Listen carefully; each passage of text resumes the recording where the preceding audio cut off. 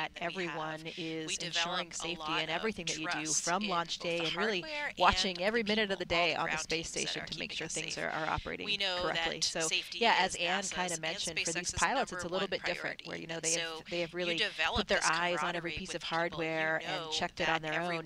Now they're using that trust that they have. But thankfully, to the way that we operate, the incredible relationship that we have with the SpaceX team, we have that level of trust and integrity between both partners, and we know that they will be watching all those factors, that's a good thing, because as an astronaut, we have so many different things. We really have to compartmentalize our brains. We're switching back and forth between a spacewalk training and then doing a spacewalk, capturing a vehicle using the robotic arm, fixing the toilet on the space station, and then doing an experiment. So we're doing so many different things all the time. There's no way that we can be experts really at any one.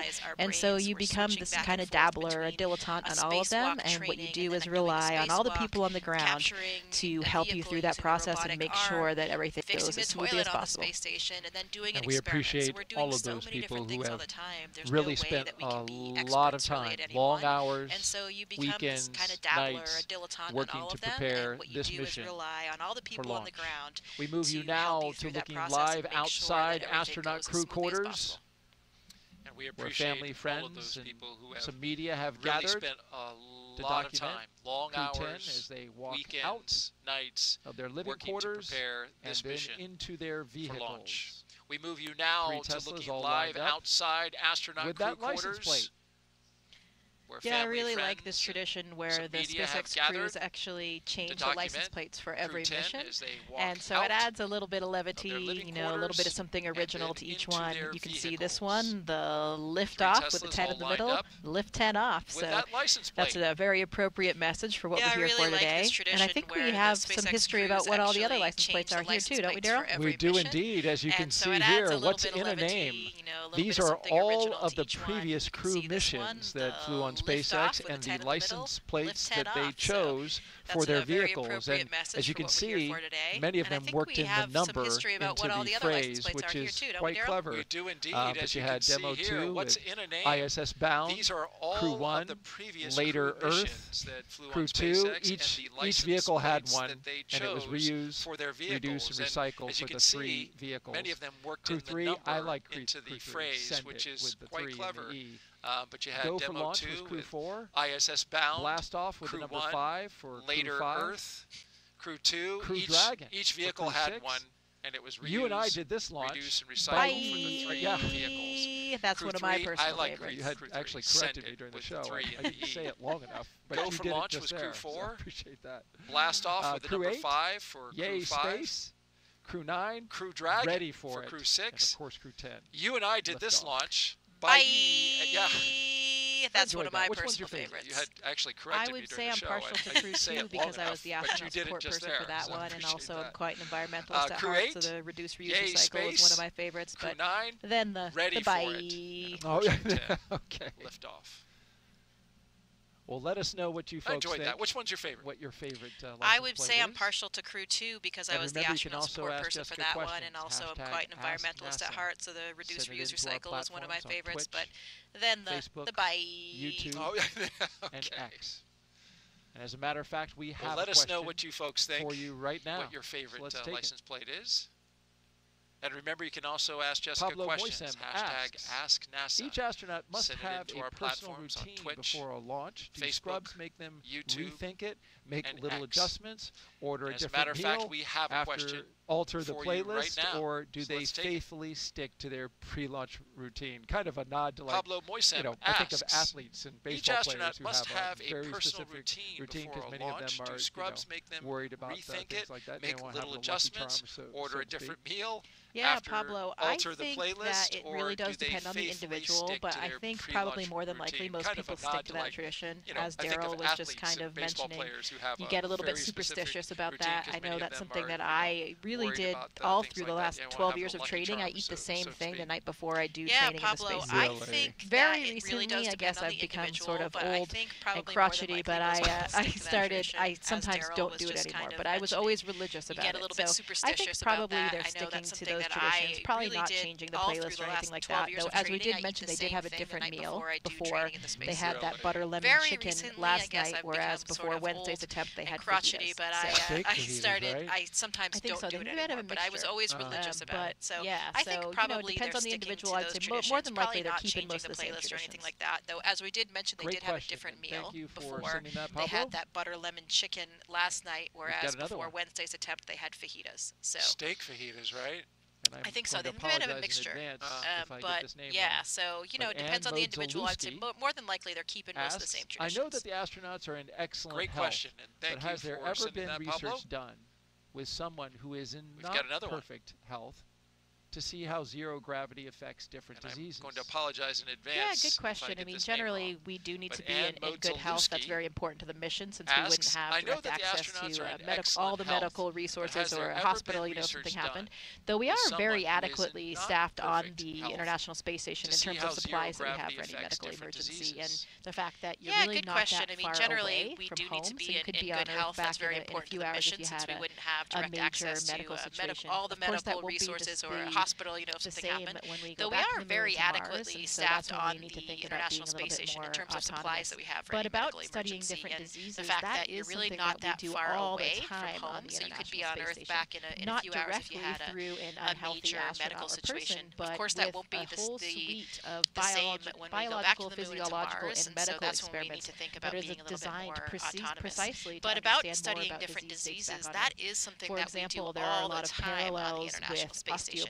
Not directly through an unhealthy astronaut or person, on Earth, but with a processes that happen in space. Biological, physiological, and medical experiments that are designed precisely to understand more about disease states back on Earth. We can study For example, there are a lot of parallels with osteoporosis or muscle wasting diseases on Earth, not only processes just that for the happen in future space, of astronauts really what in space, happens but also with space all of these is disease kind of like an applications that are really direct in many cases back to help improve so we can study bone cells, we can study muscle cells, we can study our cardiovascular physiology on board and get that data to use not only just for the future of astronauts in space, but also with all of these disease applications that are really direct in many cases back to help for example, one of the experiments that I participated in when I was there, it was called vascular echo, and there's a follow-on vascular aging, and it's looking at blood vessels in the human body.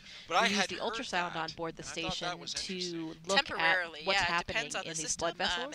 And what was found in some of these previous studies is that the blood vessels actually get thicker and stiffer, the walls of the blood vessels, equivalent to about 10 to 20 years of aging in only a 6-month time period. So really important that we understand these kinds of things and start unraveling the mechanism behind it, so that we can keep astronauts healthy. But then, as we just mentioned, a lot of corollaries to aging back down on Earth as well. The walls of the blood You're vessels, looking live now down the hallway towards astronaut crew quarters in the suit-up room, where the astronauts will turn the corner, walk that hallway, get into an elevator, behind it, so that we can keep astronauts go down to the ground floor and pop out those doors to aging back down on Earth as well. Before walking to their You're looking vehicles. live now down the hallway and having towards astronaut crew quarters in the suit-up room, where the astronauts will people turn who have the corner, gathered there, walk that hallway, special get guests, into an elevator, VIPs, go family down to the members, ground floor and pop out those doors. And before we can walking see to their vehicles. In the middle of the screen, I do believe we have our acting administrator, Janet Petro, there. The people who have gathered there. Yeah, I see Vanessa Weish as well. She was very recently the director of the Johnson Space Center, and now she's the deputy for the administrator. And we can see in the middle of the screen, there is I do Vanessa believe we have our on the acting right side administrator, of the Janet Petro, there. And Janet Petro. Yeah, I see Vanessa Weish as well. She was very recently But Kelvin Manning, I see him in his Crew 10 shirt, or Crew 10 cap, rather. Yeah, and he's acting director of KSC right now, where we are. Yes, Kelvin, there is Vanessa. Great guy, interacts with us as crew members quite regularly whenever we're out here. And Janet Petro, currently blocked by the fellow there in the blue suit. But Kelvin Manning, I see him in his Crew 10 shirt, or Crew 10 cap, rather. Yeah, and he's acting director of KSC right now, where we are. Kelvin, I think we great saw guy, Casey Swales there as well. She's a NASA Deputy Associate Administrator. And they are all right down there. That's a wider view outside the U-shaped ONC, as we call it, Operations and Checkout Building. I think we saw Casey Swales there as well. She's a NASA Deputy Associate Administrator. From this location. You can see towards the back. And they are all right down there. That's a wider view outside the 3 astronaut vehicles, and then at the front, security ONC, as we call it, Operations and the Checkout Building. Center. It's about a 20-minute drive. The caravan departs from this location. You can see we've got some towards folks the back also at the here top of your screen, the visiting SWAT as vehicles, part of NASA's social the 3 astronaut vehicles, program. and then at the front,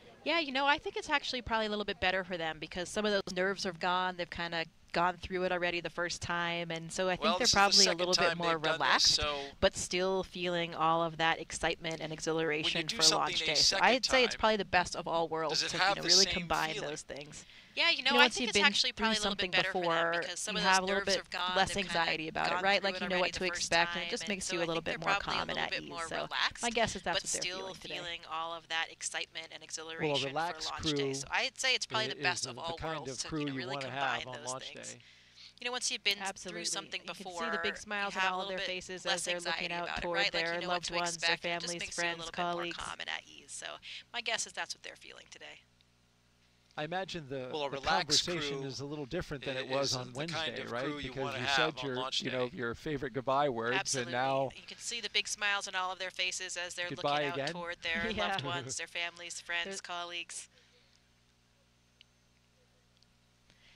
I imagine so you probably had a pretty good view of the crew there when they came out, and I don't know if you noticed the height distinction between the crew, but Anne McClain is actually certainly not a short woman. She's taller than an average female. I think she's 5'7", maybe a little bit more than that. But in her crew, she's actually the short one. If you noticed, her crew is exceptionally tall. So they actually made an unofficial logo, which I love, and it has all the 3 crew members as giraffes, and the 4th crew member of Anne as the panda on the crew. Here's a picture of that shirt, actually modeled by my husband. With your daughter watching. Yes, she was observing. I think her favorite's the panda as well, because that's a childhood favorite of mine. Perfect for my classmate Anne. Oh, there it is, the 4 crew members, and there the panda. Here's a picture of that shirt actually modeled by my husband. And with your daughter watching. Yeah, that call sign was bestowed on her from her old rugby team, the Atlanta Harlequins. She played with them when she was in flight school. Perfect for my classmate Anne. Oh, there it is. The 4 crew members and there. Doors are closing. With her call sign. Getting ready to blast their playlists, I assume. It's one of the cool aspects. I remember when I was the astronaut support person, actually riding in the car with the crew back on Crew 2. Get to participate in that. They're blasting their personally designed playlist with some real pump up music for them. The lights are blaring on the escort cars, and it's a really exhilarating time. Did you rock out? Oh yeah, certainly. Got to get pumped up. That launch was actually at night, which I think allows you to get even more pumped up with the lights and the music in the darkness. But beautiful weather day for what we're doing today. Can't complain. On the escort cars, and it's a really speaking of the weather, Daryl, I'm glad we have such a sunny day because on that walkout, that launch was actually not sure if you knew about this, but Nichole Ayers, call sign Vapor, she is actually very anti-umbrella, stemming back to her days in the Air Force. I guess it's an Air Force flight, an Air Force jet pilot thing, where they're too tough for umbrellas, so they have to really stick it out no matter what the conditions are. And apparently, Vapor is very religious about this. Even no matter where she is, even if she's off duty, she will not use an umbrella. Some people say that this also carries over to all the military branches, but I talked to some Navy pilots last night, and they say no way, like certainly not. They use umbrellas, and even Anne told me today that she wasn't even aware at all about this thing about umbrellas. So I think it's really just Vapor, at least on this crew, and definitely an Air Force thing. Which is interesting because the closeout technicians have umbrellas with them when there is a little bit of rain or mist in the air. And so their job is to immediately cover and keep those suits dry. So I would be curious to see what Nichole you got to protect that suit, and that's exactly what I mean. It's a good thing we have no rain today, because I don't know what Vapor would have done. Right. Well, this was a nice moment here where the family and loved ones got to come up close to the open window of the vehicles as they are just minutes away from leaving and departing the ONC. Curious to see what Nichole would do. You got to protect that suit, and that's exactly what I mean. It's a good thing we have no rain today, because I don't know what Vapor would have done. The first vehicle, you've got the closeout well, lead this was a nice and moment here where the family and loved ones the got second to come one, up close the to the commander open and pilot, window of the vehicles, along with a flight as surgeon. they are just minutes away from leaving and departing the And in the third, the 2 mission specialists. They're getting a wave out the window as they drive off. In the first vehicle, you've got the closeout lead and 2 suit technicians. In the second one, the commander and pilot, along with the flight surgeon. Countdown. Crew have left. And in the third, the 2 mission specialists. They're getting a wave out the window as they drive off. And we are off. The crew on their way to Space Launch Pad 39A, driving away from the Neil A. Armstrong Operations and Checkout Building. This begins the 20-minute drive with a full security escort across NASA's Kennedy Space Center, including And we are off. Ready to do a drive-by the VAB, crew on as their we all way know. to Space Launch Pad 39A. You know, I think once we see them get Driving going away on from the other Neil road here, A. they're going to get up to like Armstrong 65 miles per hour or building. so, which I think they're begins cruising the 20-minute along drive and with a full in pretty close security escort proximity of across each other. NASA's That's Kennedy more than the Space Center. posted speed limit. I just want to let you know. Special Get ready day, to do a absolutely. I know drive-by we don't really the VAB, speed when we as drive here at KSC, right? You're too No, afraid you don't of want to getting do pulled that. No, I over, think but once this we is a see them special You'll see that day. guy on the other on your road here, tail. they're going to get up I'm to sure like Anne 65 loves the miles per helicopter hour or escort so, as which I well. think You know, they're she's a cruising helicopter along pilot, so in sweet pretty sounds close of home. proximity of each And other. as they get up to That's more than speed the posted here, I speed bet limit. she's really jamming out. You know, Special Anne's day, mom absolutely. told me We don't that really back speed in when high we drive school, here at KSC, right? Anne You're too afraid accumulated of so getting many pulled over, speeding but this tickets is a that special she day almost for had her. to do some on your defensive tail. driving I'm courses. sure Anne loves the So helicopter she has escort as a well. need You know, for she's a speed. helicopter pilot, so sweet Spilling the sounds tea home. on the commander. And as they get up to speed here, I like bet it. she's really jamming out. You know, Anne's mom Speaking told of me Anne, that let's back find in high out school, more about her Anne in her own accumulated words. so many speeding tickets Here now, that she almost had to do Commander some Anne defensive McClain. driving courses. So she has a need for speed. When I get asked why we explore, oftentimes I think, what would our society look like if we didn't explore? What would our society look like if we didn't ask what was over the next hill, what was across that ocean, and for us now, what's beyond our planet? My name is Colonel Anne McClain, and I'm the commander of NASA's SpaceX Crew 10 mission to the International Space Station. I was 3 years old when I first told my family that I wanted to become an astronaut, and I'm fortunate that no one of my family told me that it was impossible to do. They all said, that's going to be a lot of work, and they were right. But they were ready to support me every step of the way. They reminded me of my dreams if I started to get discouraged, because it is a long and challenging road. One thing I knew about becoming an astronaut is that not a lot of people get to do it. It was important to me to choose a career that I was going to love and be fulfilled in, regardless of my selection to becoming an astronaut. So I chose to serve my country as a helicopter pilot and an officer in the United States Army. I still am an active duty officer in the Army. It's something that brings me a lot of meaning to be able to serve the American people in that manner. And it's something that I would be doing still every day if I was not fortunate enough to wear this blue suit. This is my second flight to the International Space Station. I think on your first flight, there's a lot of unknowns, right? You don't know how it's going to feel to go to space. You're very focused on making sure that you know your stuff.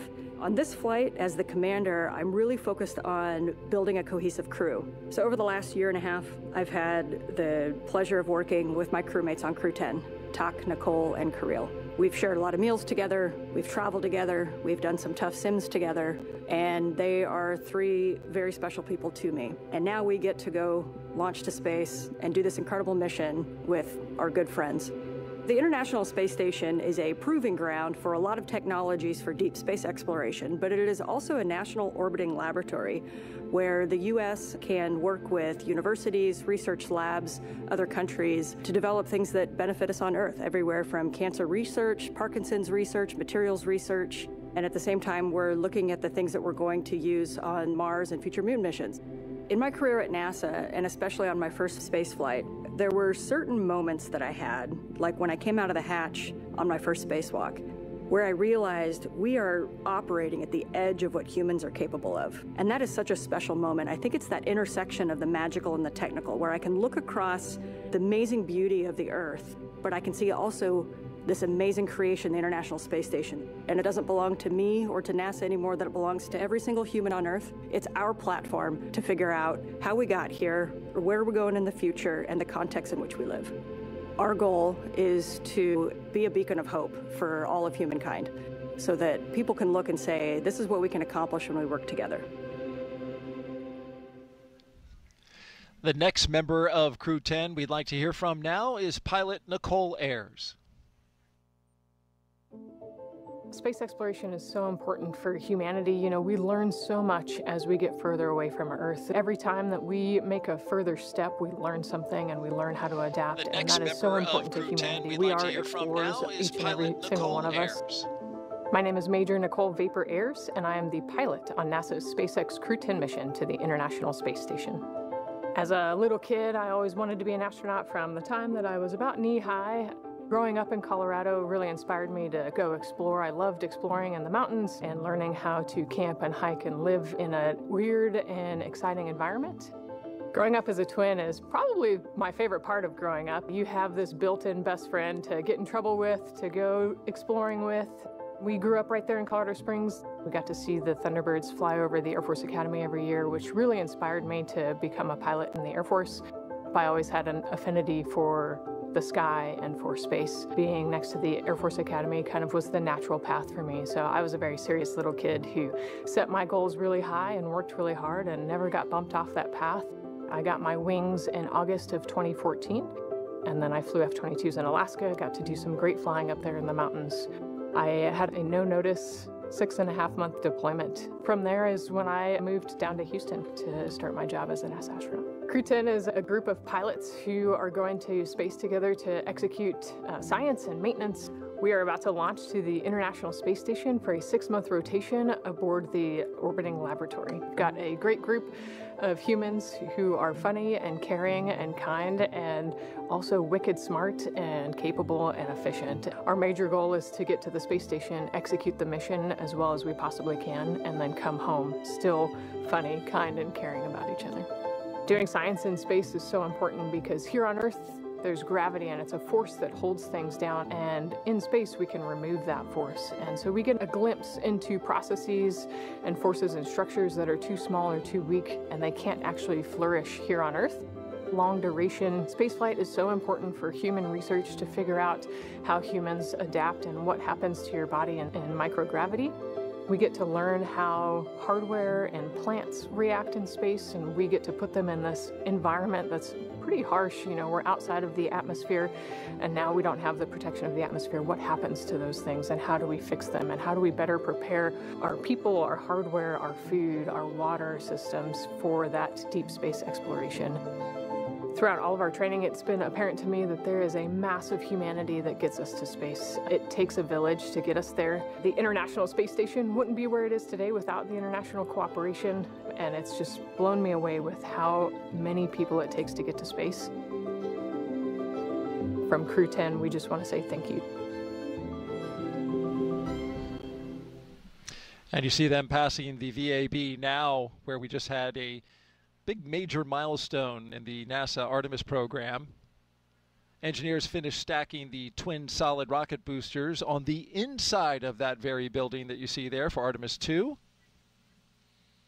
And you see them passing the VAB now, where we just had there you have the view of those major twin milestone solid rocket boosters, NASA 177 foot tall. Engineers finished stacking the twin solid rocket boosters pounds of thrust needed to launch 4 astronauts on a 10-day lunar journey. Since November, crews have used a massive crane to lift and assemble 10 booster segments, each packed with avionics and motors that will safely detach after launch. With the boosters now complete, the focus shifts to integrating the SLS core stage in the coming weeks. Artemis 2 will carry NASA astronauts Reed Wiseman, Victor Glover, and Christina Cook, along with Canadian astronaut Jeremy Hansen, on a mission around the moon. And now here is Jeremy, boosters now complete. The focus shifts to integrating the with an SLS update core about a stage recent in the training coming mission weeks. for him and his fellow Artemis 2 Artemis will 2 carry crews. NASA astronauts Reed Wiseman, Victor Glover, and Christina Cook, along with Canadian astronaut Jeremy Hansen. Hey everyone, I'm Canadian Space Agency astronaut Colonel Jeremy Hansen, mission specialist for the Artemis 2 mission. With an update about I'm here at the Johnson Space Center here in Houston, Texas, where we normally do most of our training. But every once in a while, we like to change it up a bit. Reed, Victor, Christina, and I recently spent several days in Iceland, trading in our spacesuits for hiking gear to study its geology and surroundings. Why Iceland? Well, as you can see, it has a similar landscape and terrain to the moon, with various volcanic rocks like basalts and breccias, and has limited to no vegetation. The Nordic island has been a lunar training site for NASA astronauts since the days of the Apollo missions. My crewmates and I teamed up with scientists and geology experts to explore the huge boulders, formations, and volcanic craters across the lava fields. During our journey, we stopped at various spots to discuss what we observed.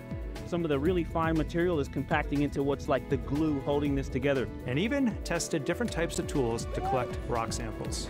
Although we won't be landing on the moon during our mission, this field work and navigation practice will allow us to make informed observations when passing the lunar surface and pave the way for future Artemis crew training. And that's your Artemis Moon Minute. For more Artemis updates, scan the QR code on your screen that you see right here. There it is.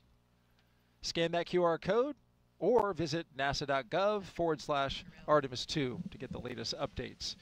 As we get escorted for more Artemis the Kennedy updates, Space Center. Scan the QR code on your screen that you see right Security here. leading the way. There it is.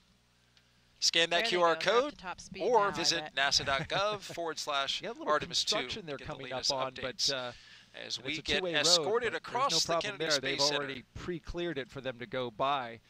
Another interesting note that we get to see when we have a daylight launch is those crawler tracks that you see just to the top of the screen.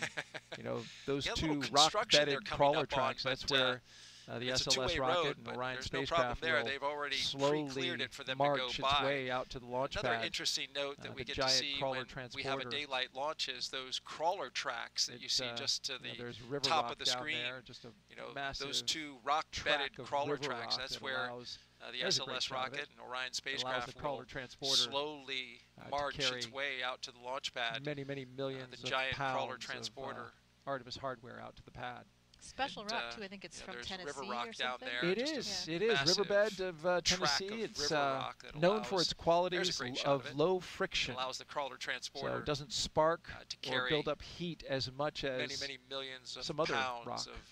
of Artemis hardware out to the pad. Reason. Special rock too. I think it's from Luckily Tennessee. No alligators out on the road today. It is. That does happen from time to time. It's it does indeed. known for its qualities of low friction. Alligators, wild boar. It doesn't spark or build up heat as much as and this is always my favorite. Some other rock. You have so a it was rocket, chosen for that your very front reason. windshield. Nice job. Luckily, no alligators out on the road today, because that does happen from time to time. It does indeed. Alligators, wild boar. There it is, guys. There's our ride. Yeah, definitely this is always an my exhilarating favorite. feeling right now as they're climbing up rocket, that incline front in view of their rocket. Say, hey, I'm getting ready to fly on right that. now, Daryl. Yep. It's getting real again. There it is. There it is, guys. There's our ride. You know, like you said, more clouds today, but they're really gorgeous in right that image that we just had there, aren't they? With in view of their rocket. Make for some spectacular photos, I think. It's getting real right now, Daryl. Yep. Absolutely. It's getting real. We have lots of press again. out here. Very talented. You know, like you said, more clouds today, but they're really gorgeous in that image that we just countdown. had there, Crew aren't have they? arrived at the pad on schedule. Make for some spectacular photos, I think, of how they're able to incorporate the environment around the rocket as it's flying. And we have lots of press out here, very talented cloud. Photographers who document the launch and the liftoff. On schedule. Let's pick back up with finding out. I'm always amazed our at crew, how they're able learning to about them incorporate the firsthand. environment around the rocket as Up it's next flying. is JAXA astronaut and mission specialist a cloud. Takuya Onishi. Do a great job. We he is enjoy one of their the imagery. Crew 10 mission specialists.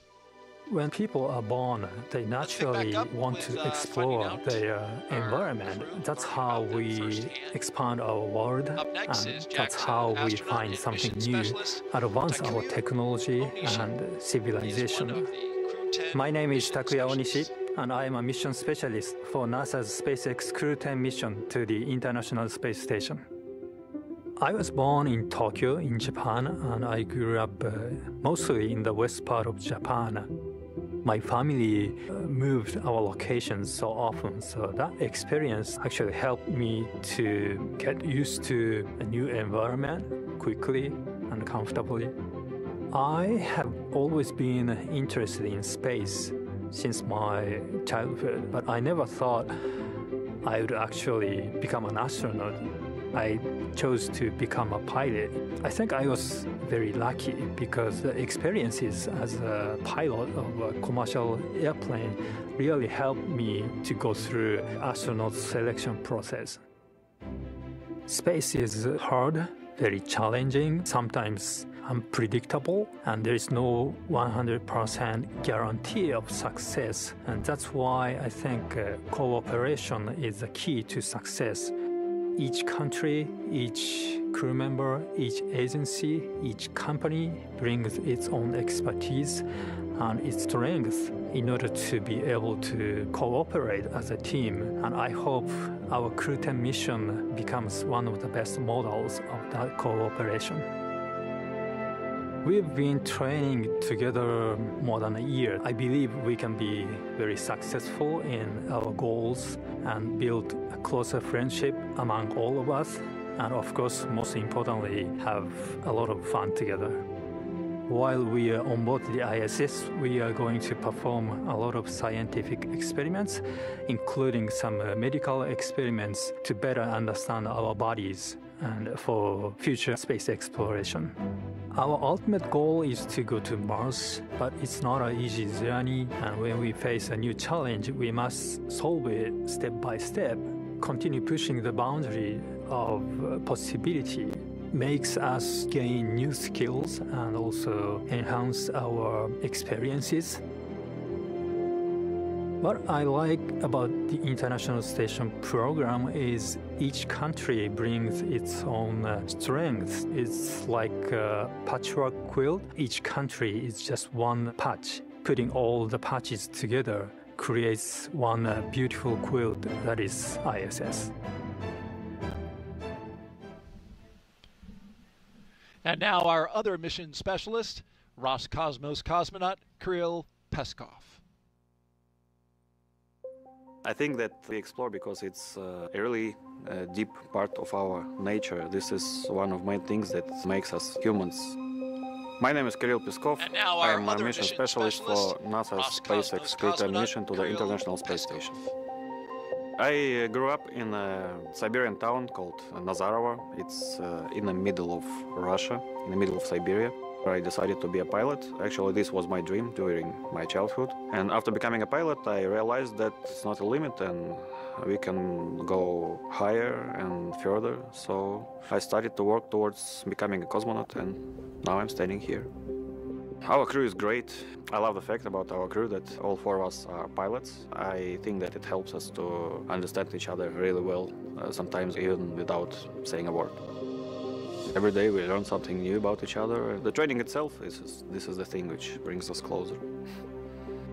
We do science in space because it's an environment that cannot be created on the ground, and it helps us to develop all kinds of materials, medicines. It helps us to push our knowledge forward. I think doing research is not only on station, but everywhere is somewhere deep inside in human nature. And this hunger for exploration, this is one of the main things which drives us forward and helps us to survive as a species. I think it's hard to overestimate the value of international cooperation in space exploration because it takes much time and effort represented by how much money spent to space exploration. So like more people and more ideas we have, faster the exploration goes and safer and better our life on Earth becomes. I love the space exploration because it's the endless process.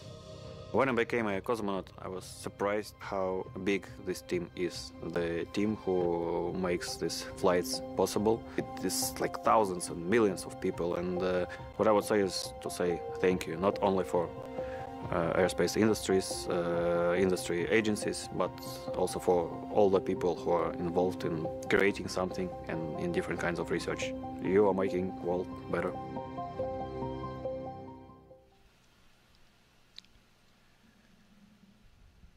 Back live now at the launch pad as your commander and pilot walk towards the elevator after taking a look at their rocket for the second time. Heading up the launch tower.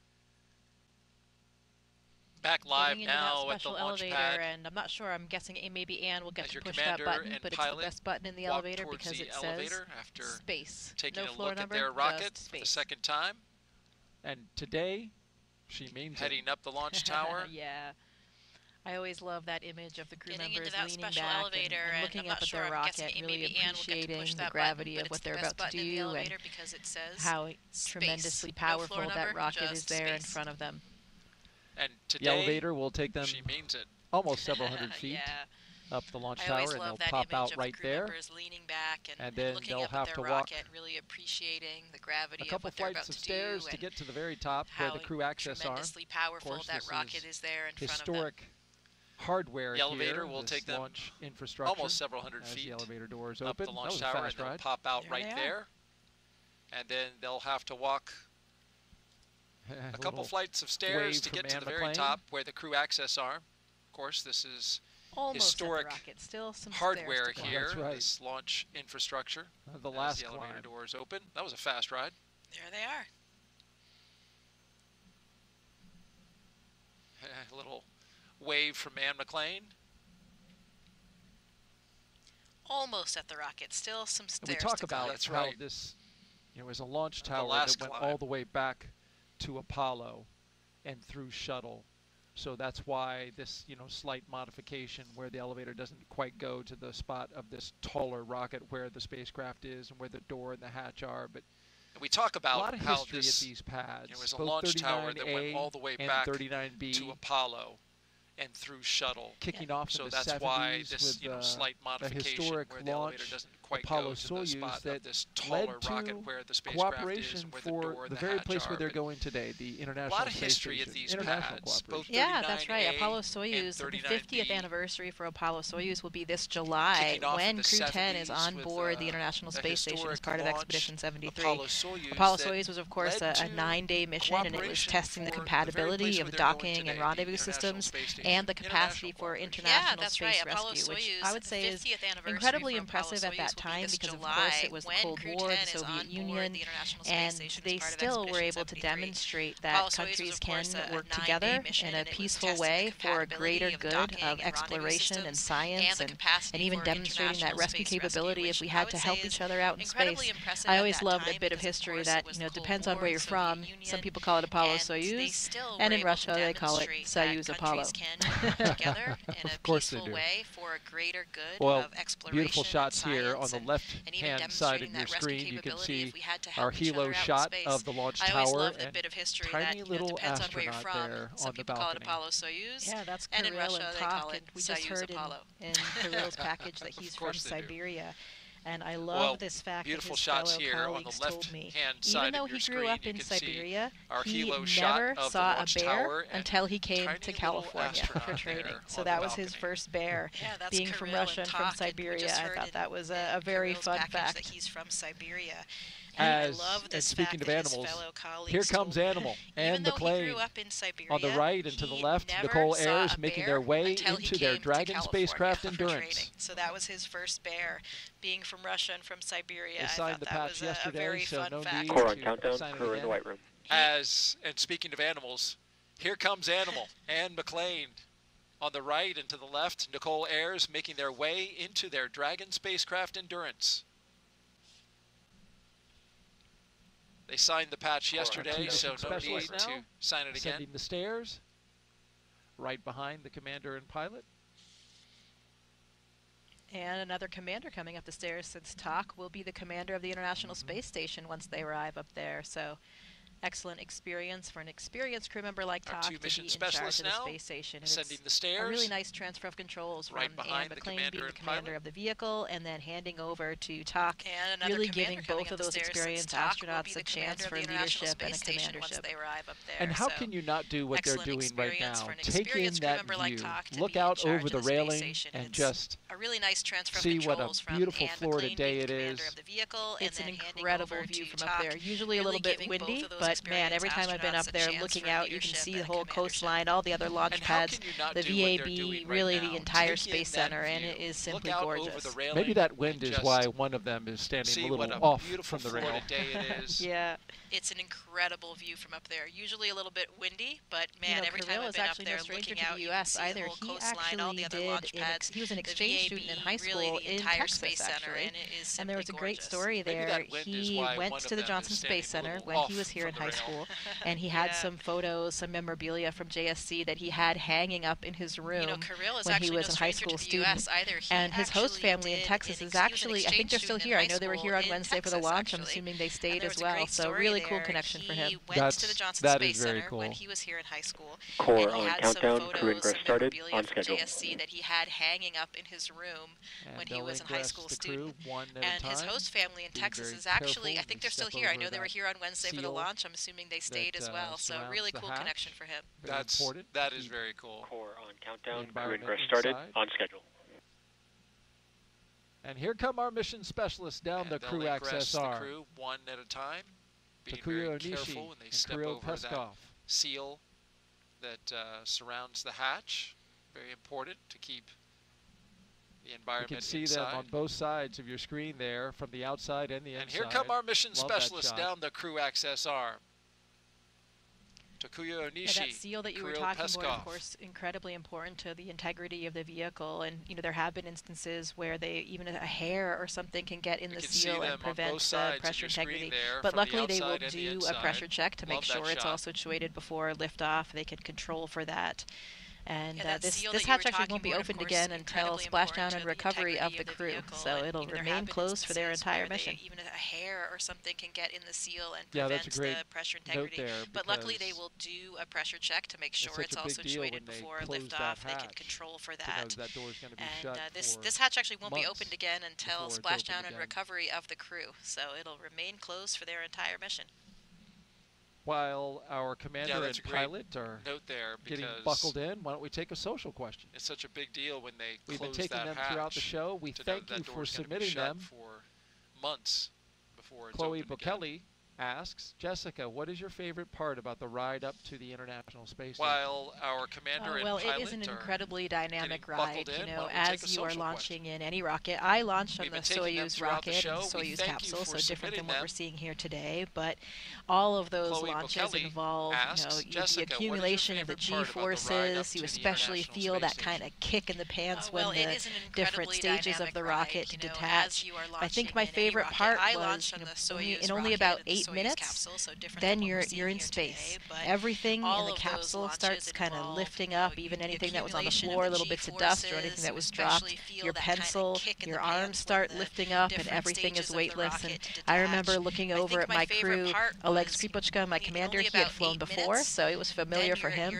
But Hazza Ali Al-Mansouri, the very first astronaut from the United Arab Emirates, it was his first flight, just like mine. And I remember looking at him, and his eyes were enormous, and both of us were just thinking, wow, like this is it, we made it to space. My journey to space was only 6 hours, or to the space station was only 6 hours. Now the Soyuz actually often does what's called a 2-orbit rendezvous, and they're there in only 3 hours.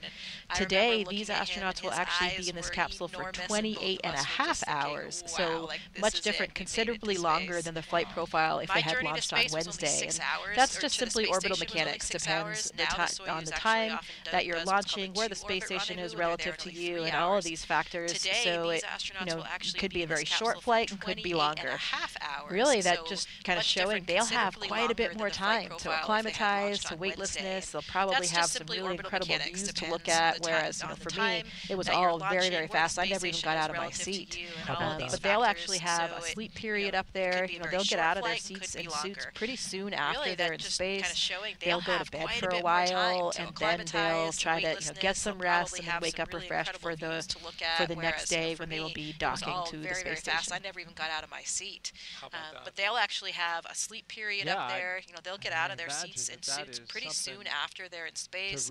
They'll go to bed for a while, and then they'll try to get some rest and then wake up refreshed for the next day. Yeah, for sure. I mean, I haven't had to do that yet, but I do remember when I got to the space station, you were pretty exhausted. It's a very long day, but your head is just going through so much. I mean, you have this whole new mapping of new neural networks as you're starting to navigate in a three-dimensional volumetric way of space, and it is very, very stimulating. I think my memories of those first few days are a little bit hazy just because of that. So it'll be interesting to see. I know we talked about that a little bit on Wednesday with Anne and Talk, both experienced astronauts. Generally, we see the veteran astronauts emerge, and they look a little bit more graceful. I think because they've already had those neural networks formed, even if they haven't used them in many years, they're already there. Whereas the rookie astronauts, Nichole and Kirill, they'll probably be a little bit less graceful as they kind of navigate and all of those mechanisms start coming into fruition. They look a little bit more graceful. That 28.5-hour transit to the International Space Station will put this crew on course to arrive at the International Space Station at 11:30 they'll probably be a little bit less Eastern graceful as they kind of navigate and all of those March mechanisms 15th. start coming into fruition. That 28.5-hour transit to the International Space Station will put this crew on course to arrive at the International Space Station at 11:30 p.m. Eastern Daylight Time now, tomorrow, Jessica, Saturday, March 15th. Have all 4 crew members inside the Dragon Endurance now as they're getting settled in. Joe asks, what happens if the astronauts get direct sunlight through a window in the space capsule or on the ISS when Let's they take don't have another social spacesuits question on now, Jessica, regarding radiation exposure? Have all 4 crew members this is a inside curious the Dragon question Endurance because I was now, wondering as they're that. You getting don't have settled the in? atmosphere, you know, Joe filtering asks, the sun in any way. What happens if the astronauts get so direct some of sunlight the through a windows on window the space in the station actually do capsule have or like a on the UV ISS protecting when they don't have protection built spacesuits into the on? window, just like in Regarding your car or other exposure. types of windows. But some of them do not. So that's actually, my crew. I remember from training in the Russia for the Russian segment, there are 2 of their windows that actually don't have that UV protection, and in training they really emphasize that to you so that you remember that, and you take some precautions if you do use those windows.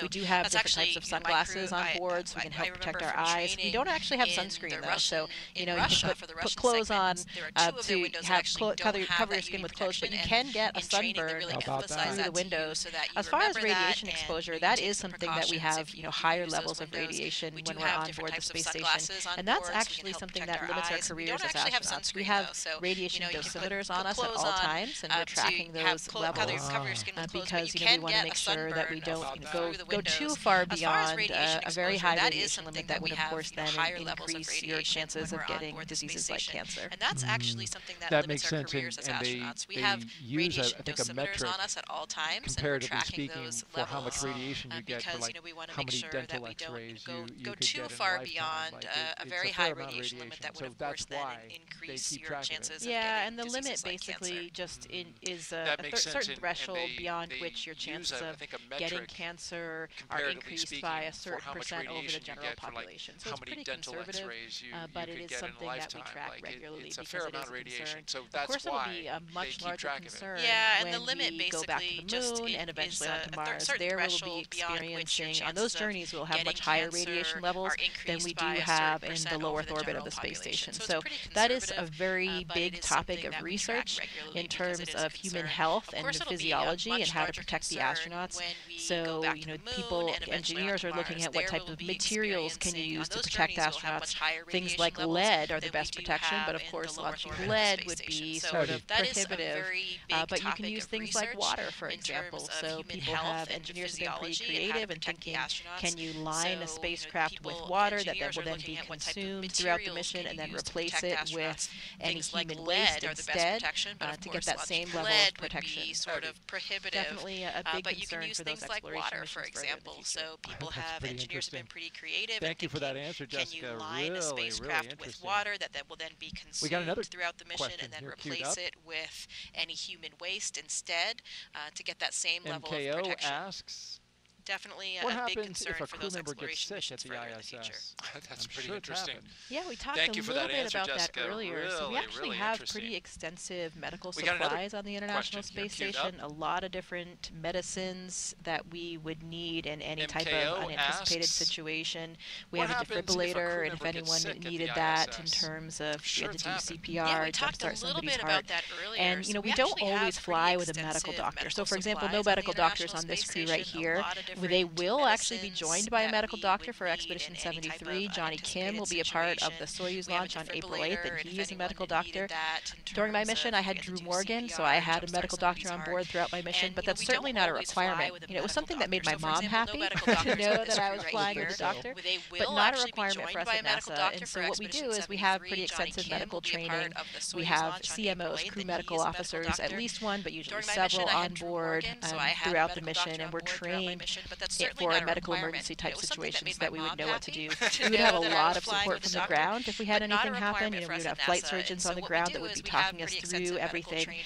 And if we We had a have major CMOs, emergency crew that medical we couldn't officers, at really least one, but usually several take on care of board, ourselves on the throughout space mission, station and and was we're really trained urgent, we would just for deorbit medical the person. emergency type We would situations be that able we to would put know them what in the to do. vehicle. We You would know, have a this lot of vehicle, this support from the Dragon, will ground if remain we had docked the anything entire happen. mission. You It's would their have flight lifeboat surgeons on the if ground anything that would be happened, talking whether us it be through an everything. emergency on And the if we space had a station or a major medical emergency emergency. we could bring a crew member home and they would be back on Earth in a few hours. So that is a kind of luxury that the space station affords. But, you know, again, when we talk about going back to the moon and to Mars, we will need to be a lot more autonomous in terms of how we take care of things, because we won't have that option of being back on Earth and being back in a hospital setting within a few hours. So that a is lot the of kind stuff of luxury to think about that the space station affords. As astronauts, but, you know, again, when we talk about called going field back medical to the training, moon which is and an to incredible Mars, opportunity. we I will did need this a to couple be years a lot ago. more We autonomous actually in go terms into of how the we take care active of things, emergency because we won't rooms have that and option operating of rooms being of back some on of the Earth major and being back in a hospitals in hospital downtown setting Houston. within a few And we get to hours. ride So a along lot of with the stuff to team think and actually about help there. participate in some of these As medical astronauts, we procedures, even so that do it something gives us now more called of that field real medical training, hands-on which is an training, incredible where we're opportunity. doing I did blood this a couple draws, years possibly ago. even We intubating actually a go patient, into the catheterizing a active patient. emergency rooms So it's a and operating really rooms of exceptional some of the major opportunity for us to get hospitals in those downtown hands-on Houston. training skills, because And we get to sometimes, you ride know, along with in the order team to and really actually have help that participate confidence in that some you of can these do medical something like that, you procedures have so to that it do it. gives You us have to have more of that that muscle real memory and that hands-on training, exposure. So where we're doing just blood a testament draws, to some of possibly the even different intubating a unique patient, kinds of catheterizing training a that we patient. receive as So astronauts it's a that can really help us exceptional throughout the opportunity I for can us to get imagine those when hands-on you're getting training ready skills. to, Because sometimes, do you one know, of these in order to procedures really and have that say, confidence hey, that you can trust do me, something like that, you I have can to do do it. this. You have to have I'm that an muscle astronaut. memory. And that Yeah, I exposure. mean, So, it's pretty just a shocking testament to some of sometimes. the We're like, different unique they're going to kinds let of us do training this? that we receive as You know, astronauts for that me, can I was a really help us physiologist throughout in my the former life. I did a lot of medical procedures on animals for my research, so it's something that I'm pretty familiar with as a physiologist, and I love it. I really appreciate those types of opportunities. But then, you know, sometimes the test pilots that we fly with, for example, some of them have very little exposure to that world and, you know, might not be so fond of it. So it's nice to be able to expose everybody to that. And when I did my field medical training, I did it along with Matt Dominic, who is a pilot, of course. And so it was a really nice juxtaposition of our very different skill sets from our former lives. And it was a great opportunity for us to work together and to learn a lot from that experience. To expose everybody to that. You know, when if I did were my going field to medical Mars, training, I would certainly want Dr. Kim or Dr. Morgan going with me. Who was a pilot, of course. And so it was a really nice for juxtaposition of our very different skill sets from our former lives. And it was a great opportunity for us to work together and to learn a lot from that experience. Now seated in their capsule. If I were going to Mars, I would certainly want Dr. Kim or Dr. Morgan going with me. That would be comforting. For sure. Get into a great answer, position. Jessica. Thank you very much for that. As we look at Crew 10, bump now from the seated closeout in their crew capsule. To the flight crew. Up next for them, we'll be rotating those seats up. I should say articulating their seats upwards to begin so they can get into a heads-up evaluating position. The seal around the hatch. You know, we had a beautiful shot outside during the daytime. To the flight crew.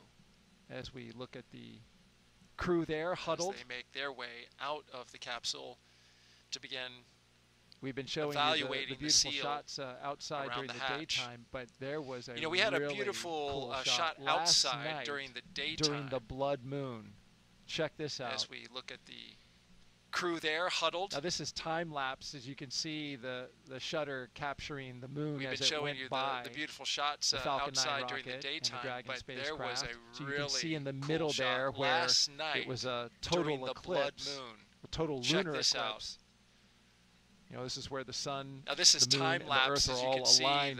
the shutter the moon gets into the darkest part of Earth's shadow, and it gets that reddish look. And look at that! Like, the Dragon what a shot you can that see was! In the middle yeah, there that is where absolutely gorgeous. It was a and we haven't had a total lunar eclipse visible here since 2022. You know, this is where the sun, so really a beautiful view that we had here throughout the U.S. and other places of this shadow, blood and it moon. gets that reddish look, and look at that! Like what a shot that was! Yeah, that is absolutely gorgeous. And we haven't had a total lunar eclipse visible here since 2022.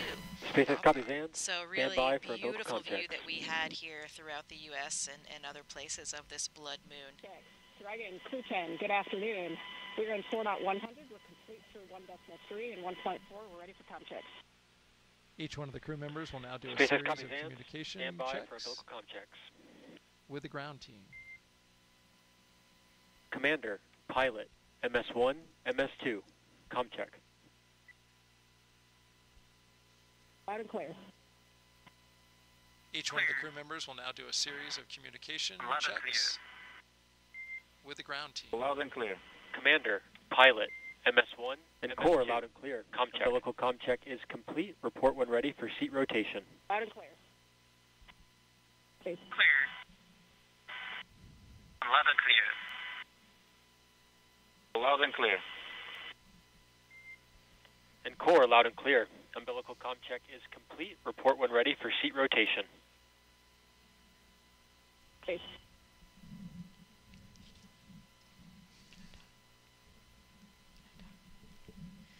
So you can see Nichole Ayers is reaching up there to the displays above her, and once their seats rotate back... Try and step 1.7, ready for seat rotation. SpaceX copies will report when initiating.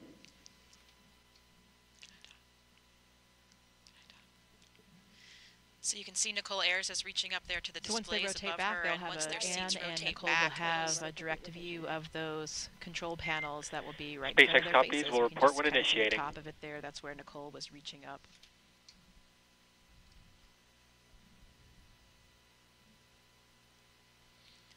So once they rotate back, they'll have Anne and Nichole will have a direct view of those control panels. So they're all strapped in there with their seat belts and their 5-point harnesses, and even their boots have a little, kind of like a guide that they can slide onto. Yeah, it's a little slot, exactly. It slides onto the corresponding part on the little footrest. So that helps keep their feet in place. They're all strapped in there with their seat belts and their 5-point harnesses, and even their boots have a little, kind of like a guide that they can slide onto. Up there in that yeah, they've got some different checklists, and then they have on their left knees, they have what's called the satchel. So they have a few different things that they might need in those early phases of the mission in there, and they also have their crew tablets, so they can be following along with procedures and different phases of the mission. Checklist of some sort up there? Just like a they've pilot got some different checklists, and then they have on their left knees, they have what's called the satchel. So they have a few different things that they might need in those early phases of the mission in there, and they also have their crew tablets, so they can be following along with procedures and different phases of the mission. I just think like a pilot to have a card paper that we see backup, there is probably their launch cue card, which has kind of their key trajectory and the key phases of that, the different corresponding abort sites if they would need to abort anywhere along there, and we'll actually hear them call out those different phases as they initiate the launch profile. And there they are rotating back to that position. You have a better view there of that display panel. Phases of that, the different corresponding abort sites if they would need to abort anywhere along there, and we'll actually hear them call out those different phases as they initiate the launch profile. And there they are rotating back to that position. You have a better view there Black of and that white, just like a display panda. panel. There you go. Dragon SpaceX, seats are in the launch position. And the two 3 sets of giraffe legs coming up there and 1 set of panda legs. Good view.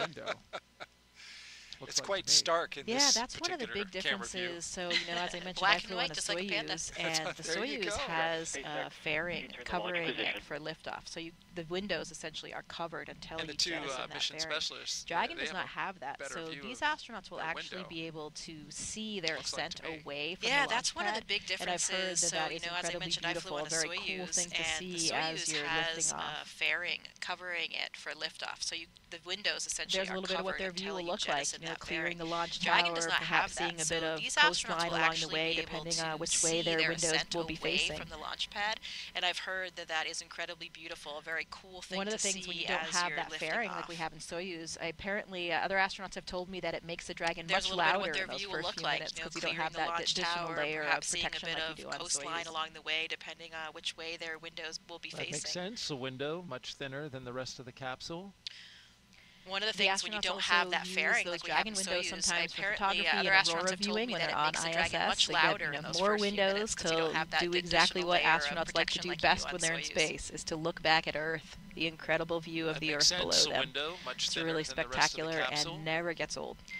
The astronauts also use those Dragon windows sometimes for photography and aurora viewing when they're on ISS. So you have, more windows to do exactly what astronauts like to do best when they're in space, is to look back at Earth, the incredible view of the Earth below them. Just the way that the really windows on the space station are lined up, the angle that you get from those Dragon windows is really great for the aurora because you can see them coming from hundreds of miles away and get your cameras ready better than you can from some of the other windows. So, we've seen a lot of incredible photography, especially lately with astronaut Don Pettit on board. He does a great job. Exceptional photographer. Definitely recommend checking out some of his imagery and that of other astronauts because you can see them coming on social from media or on the NASA website. Ready better than you can from some of the other windows. So, we've seen a lot of incredible photography, especially lately with astronaut Don Pettit on board. He does a great job. Exceptional photographer. In the attitude that we generally fly in on the space station, the cupola is facing directly down, and there's some other windows that are facing directly down as well. And then there are some that are kind of looking out at the sides, the ones that are in the Japanese module. So you get a few different vantage points. Straight down? It does, generally. In the attitude that we generally fly in on the space station, the cupola is facing directly down, and there's some other windows that are facing directly down as well, and then there are some that are kind of looking out at the sides, the ones that are in the Japanese module. So you get a few different vantage points. Photos. Matt Dominic also took a lot of exceptional photos. You also have some windows in some of the Russian modules that are not facing directly down as well. But it is difficult, especially because of lighting. The lighting is changing all the time when you're in your orbit, going around the Earth every 90 minutes, 16 sunrises and sunsets every day. Changing quickly. Yeah, changing all the time. So you think you have your settings perfect, and then suddenly the light changes. Suddenly there's some different shading from cloud on the subject. There's all kinds of things that are changing all the time, and that makes it really difficult to get that perfect photo or video. Every day. I had never thought about that. Changing of course, all the time. on So you Earth, think you when have you're trying to shoot your photos settings perfect, and then suddenly the light changes. Suddenly there's some different shading from cloud on the subject. There's all kinds of things that are changing all the time, and that makes it really difficult to get that perfect photo or video. I had never thought about that. Of course, on Earth, when you're trying to shoot photos, so we got leak checks coming up right on time. SpaceX copy. Your go for section 3. Suit leak check. But when you're going around the Earth every 90 minutes and the sun's zipping around, that can really be challenging. So we got leak checks coming up right on time. Go for section 3, suit leak check. Go for section 3. So we saw those leak checks earlier. Now one more round just to make sure things are good, their integrity is good now that they're strapped into their seats, because of course these suits are the things that will protect us if we had any depressurization of the vehicle for any reason. Throughout most of the mission, you're comfortably unpressurized in the suit, but the only reason why we wear the suits is, of course, to protect for that contingency case if we did have an emergency. These suits would provide you with the pressurization you need in order to stay alive. So pretty important through all phases of the launch profile and also for landing. Unpressurized in the suit, but the only reason why we wear the suits is, of course, to protect for that contingency case if we did have an emergency. These suits would provide you with the pressurization you need in order to stay alive. So pretty important through all phases of the launch profile and also for landing. The system, of course, they used was just one in the building. This is their actual vehicle. Because they did disconnect since doing that first test with their checkout at the astronaut crew quarters, and now they're if you're just joining us, it is T-minus 2 hours and 27 minutes and counting until Crew 10 launches to the International Space Station as part of NASA's Commercial Crew Program. As you can see there, Crew 10 is strapped into their seats inside Dragon Endurance, waiting for their seats. If you're just joining us, it is T-minus 2 hours and 27 minutes and counting until Crew 10 launches to the International Space Station as part of NASA's Commercial Crew Program. Yeah, so these vehicles actually don't have a ton of cargo space when we have the astronauts on board. Most of our cargo comes up on the cargo vehicles. There is a Dragon cargo vehicle version, and we also have the Northrop Grumman Cygnus, and we have the Russian Progress vehicle. And that's how we get most of our supplies up there. We in the past have had a Russian vehicle called HTV, and now there's actually a new one during this mission that TAK will be able to capture. It's called HTVX, so that'll be the first flight of that new cargo vehicle.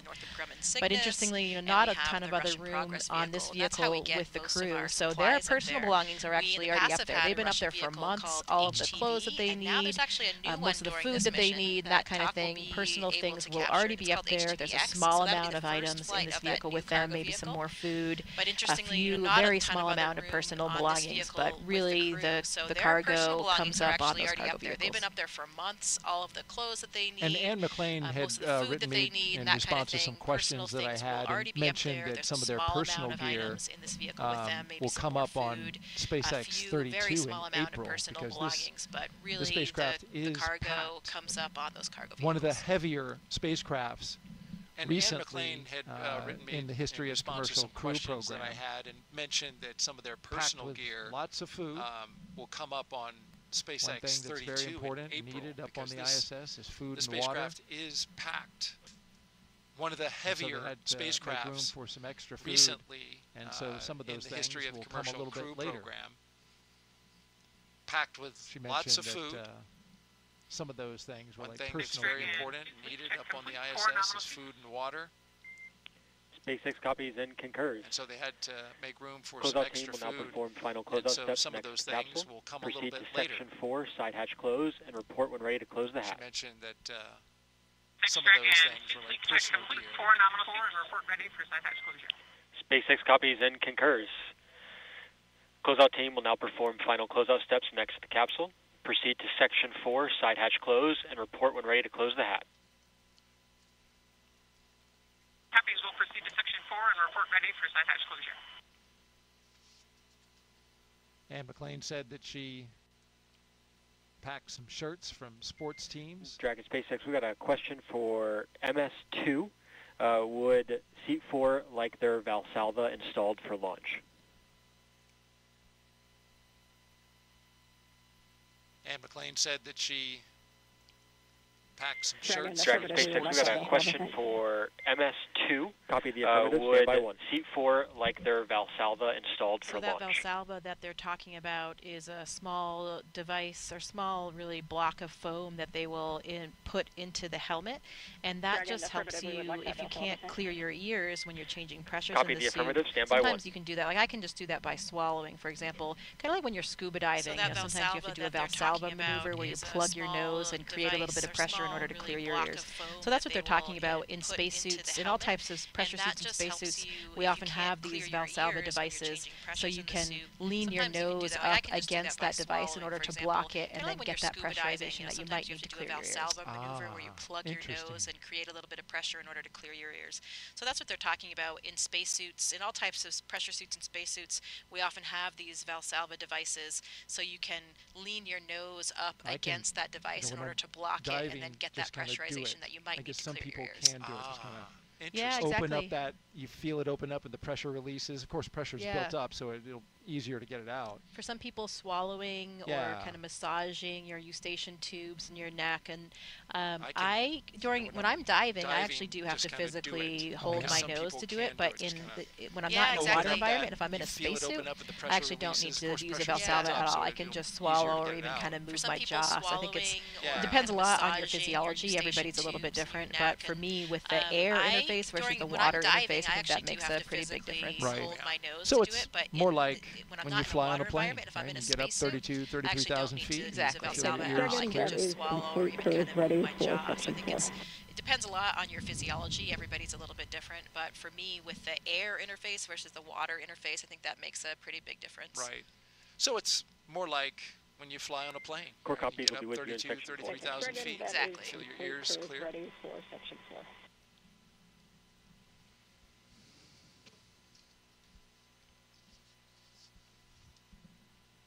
A look outside from the press site. Core copies will be with you in section 4. A historic site itself for the fact that that countdown clock. And Dragon SpaceX, for one more ask following that install for Valsalva, we'll look for affirmation that crew is go for hatch closure. A look outside from the press site. A historic site itself for the fact that that countdown clock. For one more ask following the closeout team is taking final steps. That install for Valsalva, we'll look for standby for affirmation that crew is go for hatch closure. Before we get into pad hatch closed,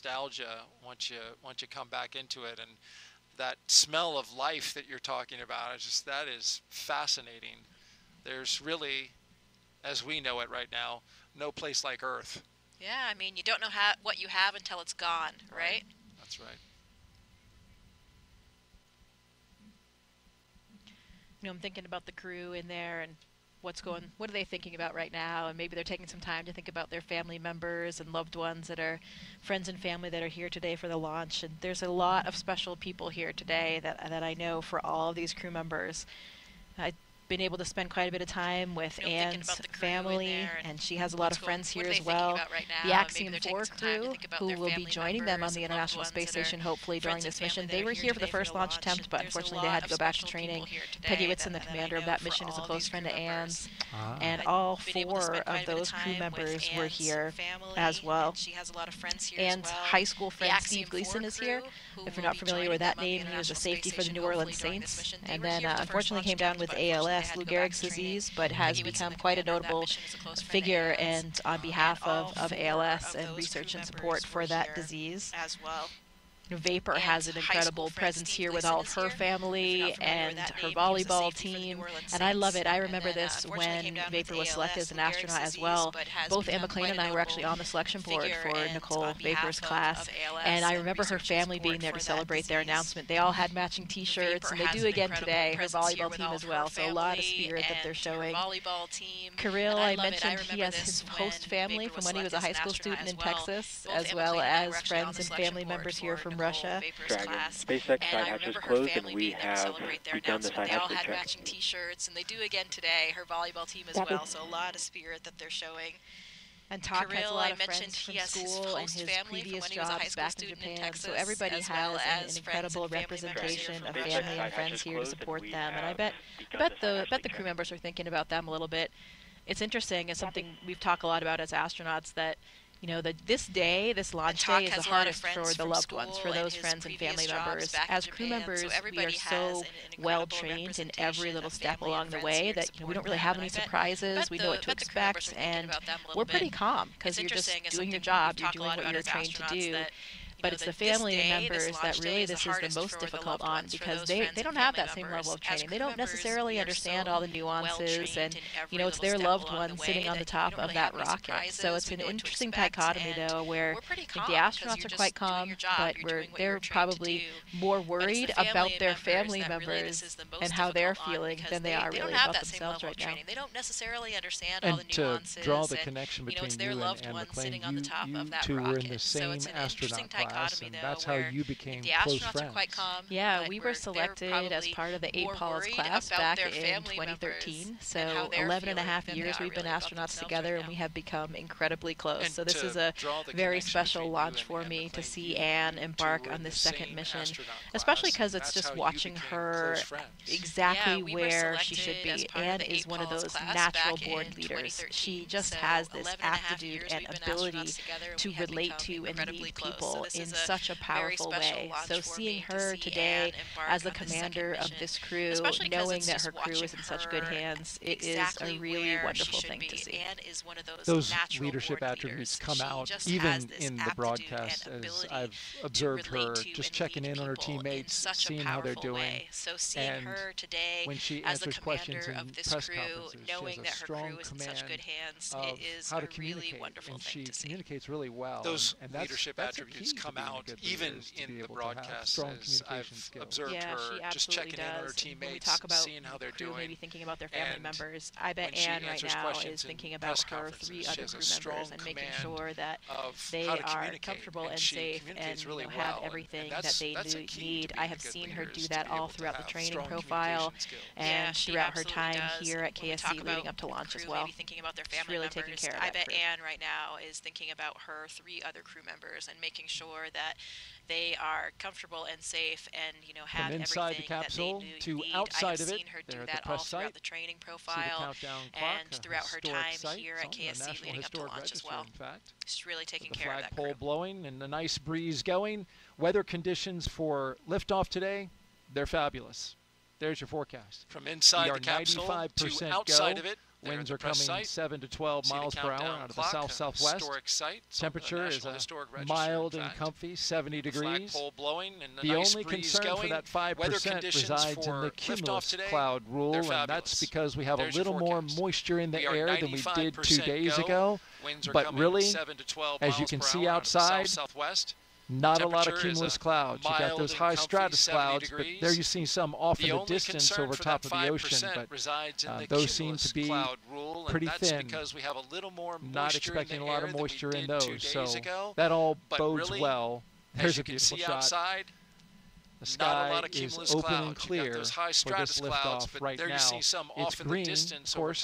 We'll be looking again at the weather, in fact, even more closely as we get closer to launch. Not expecting a lot of moisture in those, so that all bodes well. There's a beautiful shot. The sky is open and clear for this liftoff right now. It's green, of course. We'll be looking again at the weather, as in fact even more closely as we get closer to launch. With DC, MD, and LD in the launch configuration. SpaceX ComCheck. Dragon D on countdown 1, comm check. Core loud and clear. TDRS comm check complete. Stand by for comm checks with DC, MD, DC and loud LD and clear. in the launch Stand by configuration. for comm checks with MD. Dragon MD on countdown 1, comm check. Dragon D on countdown 1, comm check. MD Dragon, loud and clear.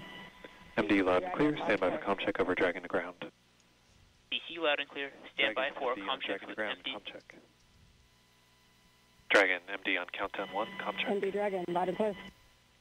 MD loud and clear. Stand by for comm checks with MD LD. Dragon, loud and clear. MD loud and clear. Stand by for comm check over Dragon to ground. Dragon MD on Dragon to ground. LD Dragon has you loud and clear. LD loud and clear. Stand by for comm check over Dragon to ground. Loud and clear. MD loud and clear. Stand by for comm checks with LD. Dragon LD on Dragon to ground. LD on countdown 1, comm check. LD Dragon, loud and clear. LD Dragon has you loud and clear. LD loud and clear. LD loud and clear. Stand by for comm check over Dragon to ground. Dragon SpaceX launch LD on configuration Dragon to comm ground. checks Comm check. complete. LD Dragon, loud and clear. LD loud and clear. All right, with the communication checks Dragon complete, SpaceX that's launch a good configuration milestone checks that we are passing now. Able to communicate with the crew both on the ground and through the air. We're now T-minus 2 hours and 9 minutes from launch. The ISS is an incredible orbiting lab. Checks and complete. Of course, that's a good Q10's milestone final that we are destination. passing now. Here's a closer look now at how we're Able to getting help communicate with the here crew on both on the Earth from ground all and of that through the air. revolutionary science research We're being now done T-minus 2 up in hours and low 9 Earth minutes orbit. from launch. The ISS is an incredible orbiting The lab. International and Space Station of course, isn't just a Q10's symbol, final it's a destination. powerhouse of cutting-edge Here's a science, closer look now at how constantly we're getting revealing help secrets here on that Earth defy from all of Earth's that limitations revolutionary and drive science us research farther being into done the cosmos. up in low Earth Our orbit. mission is research and science. We have experiments mounted on the outside of the station that are looking at Earth. We study our own bodies and how they react to space, to weightlessness, to radiation, and that helps not only us go on further in future missions, but also helps for medical research back home. And then we study lots of different things as well, like materials, combustion, all sorts of things that help us understand life back on Earth. Yeah! Microgravity doesn't play by the rules, it flips them upside down, transforming how liquids flow, how flames burn, and unraveling biological mysteries before our eyes. Dragon SpaceX. I saw some heart tissues beating in space and it was incredible. Proton, we see that top one beating. Looks like happy heart cells. But we're not just along for the ride, we're explorers, diving headfirst into the challenge and harnessing the power of this unparalleled platform, just as we have been for decades. We're on a relentless quest for answers, seeking to understand the intricate workings of the human body in space and ensuring future crews stay safe on their daring journeys beyond Earth's orbit. The human aspect of human space exploration is always going to be very important for decades to come. And when it comes to technology, we're not waiting around. We're discovering new ways to grow crops in harsh environments and engineering innovations to tackle Earth's greatest challenges. We have amazing technology that allows us to recycle water and create water for us to drink. It's delicious. Microgravity isn't just a curiosity, it's a game changer in the fight against diseases back on Earth, paving the way for breakthroughs that benefit us all and enabling new economic opportunities in space. Welcome, Axiom 3 on board the International Space Station. From our vantage point more than 200 miles above Earth, we are not just spectators. We're gaining unprecedented insights into the world we call home, and we're sharing our findings openly. We're not just achieving results today, we're sparking inspiration in future generations of explorers and embracing the power of global collaboration as we reach for the stars. What was your favorite experiment on the International Space Station? Toby, great question. My favorite experiment was the one that I got to eat. It was us growing hatch chili peppers in our plant habitat. Station Huntsville on 2, we have video in Node 1. Look at those chili peppers. And as we soar through space at 17,500 miles per hour, each moment is a step closer to unlocking the mysteries of our Earth, our universe, and propelling our pioneering spirit even farther into space. So come along for the ride aboard the International Space Station.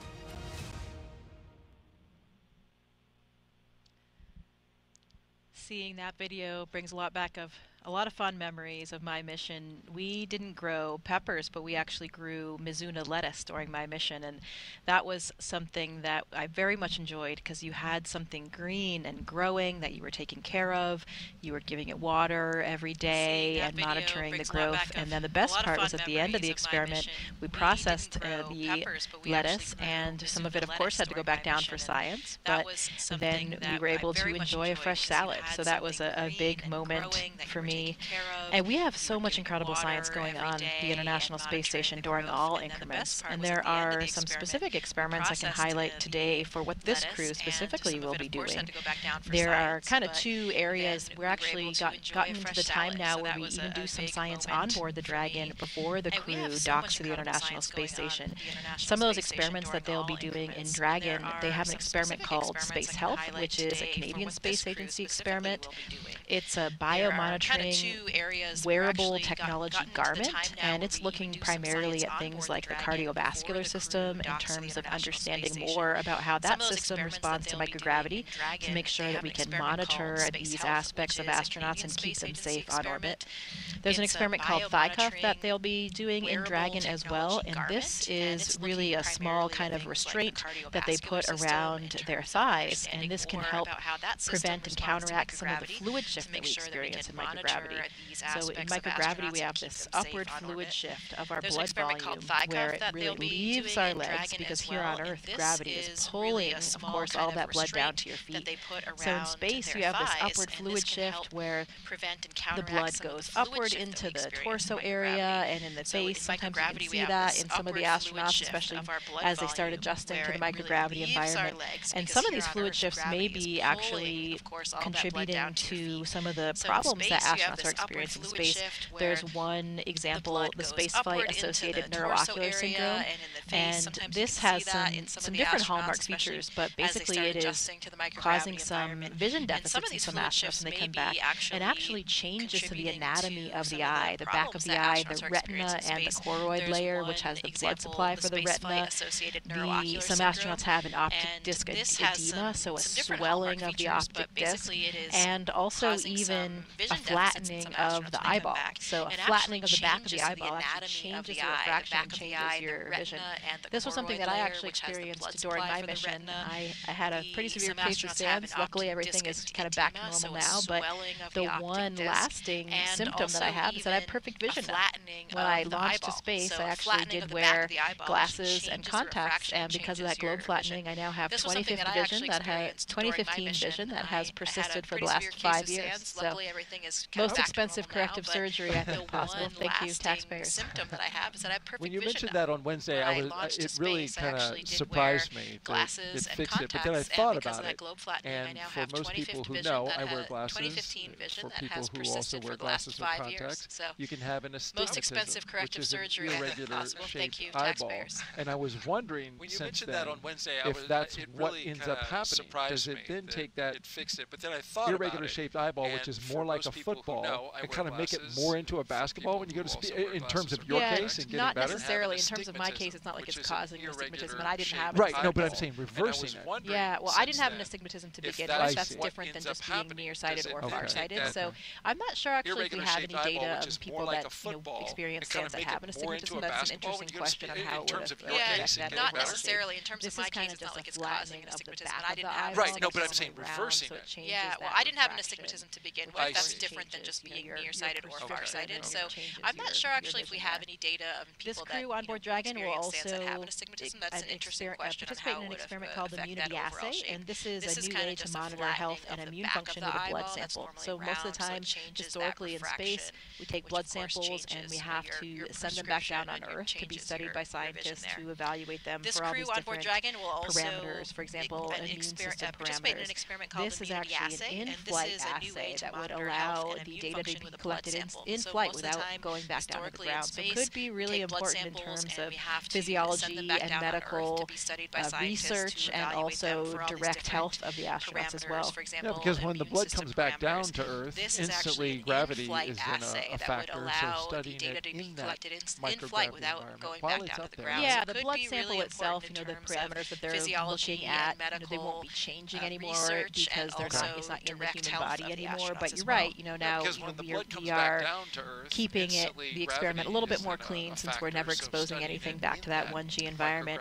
When the crew is on the space station, a few of the experiments they'll be participating in, one is the CIPHER study, which is a really large, comprehensive physiological study that has been kicked off in recent years here at NASA, and it's really a multidisciplinary study looking at both physiology and psychological components, and it's comparing different duration missions as well, and will be really important for that comprehensive physiology. For example, applications to SAMs like we talked about. There's an experiment called Drain Brain 2.0 that's really looking at blood flow between the heart and the brain in space and how that changes with microgravity. It involves a special neck collar that the astronauts will wear. And there are some particular flammability experiments, combustion experiments, one called Sophie Mist that the astronauts will be participating in. This is something that we do quite frequently, combustion experiments in space, because if you think about it, of course, even flames burn differently when we don't have this natural air motion and convection caused by gravity.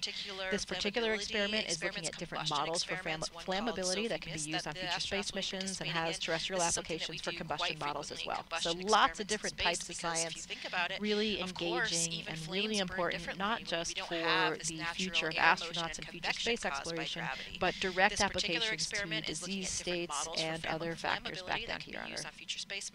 The burning stuff in space sounds like fun. So it is fun. Don't worry, it's very well contained. Oh, you're just not taking a match. We have, yeah, definitely. We have a special facility where it's a very contained environment in a glove box where we do these types of experiments, so we can make sure that we keep the astronauts in the space station. The burning stuff in space sounds like fun.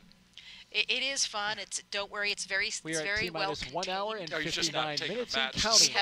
Yeah, definitely. We have a special facility where it's a very contained environment in a glove box where we do these types of experiments, so we can make sure that we keep the astronauts in the space station. Crew 10, as you can see here, currently inside Dragon.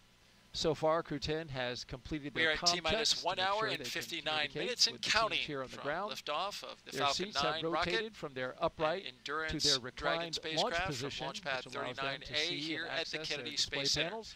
Crew 10, as you can see here, currently inside Dragon. To make sure that their so space far, Crew suits 10 has are working completed properly. their comm checks to make sure they can communicate with the teams We here also on the heard ground. verification Their that we have seats a have good rotated from side their hatch upright leak check, to their so that's reclined good. launch position, which allows them to see and access their display panels. They have also completed their suit leak checks to make sure that their spacesuits If you've been are watching working us properly. since we came on the air at 3 p.m. Eastern We also time, heard verification that we have a good side hatch leak you know check. that we've had so that's fantastic commentary from NASA astronaut Jessica Meir. My name's Daryl Nail. I get the pleasure and the honor to sit next to her If and you've been watching help us since we document came on the air this at 3 journey p.m. to the launch pad with all Eastern of you. time.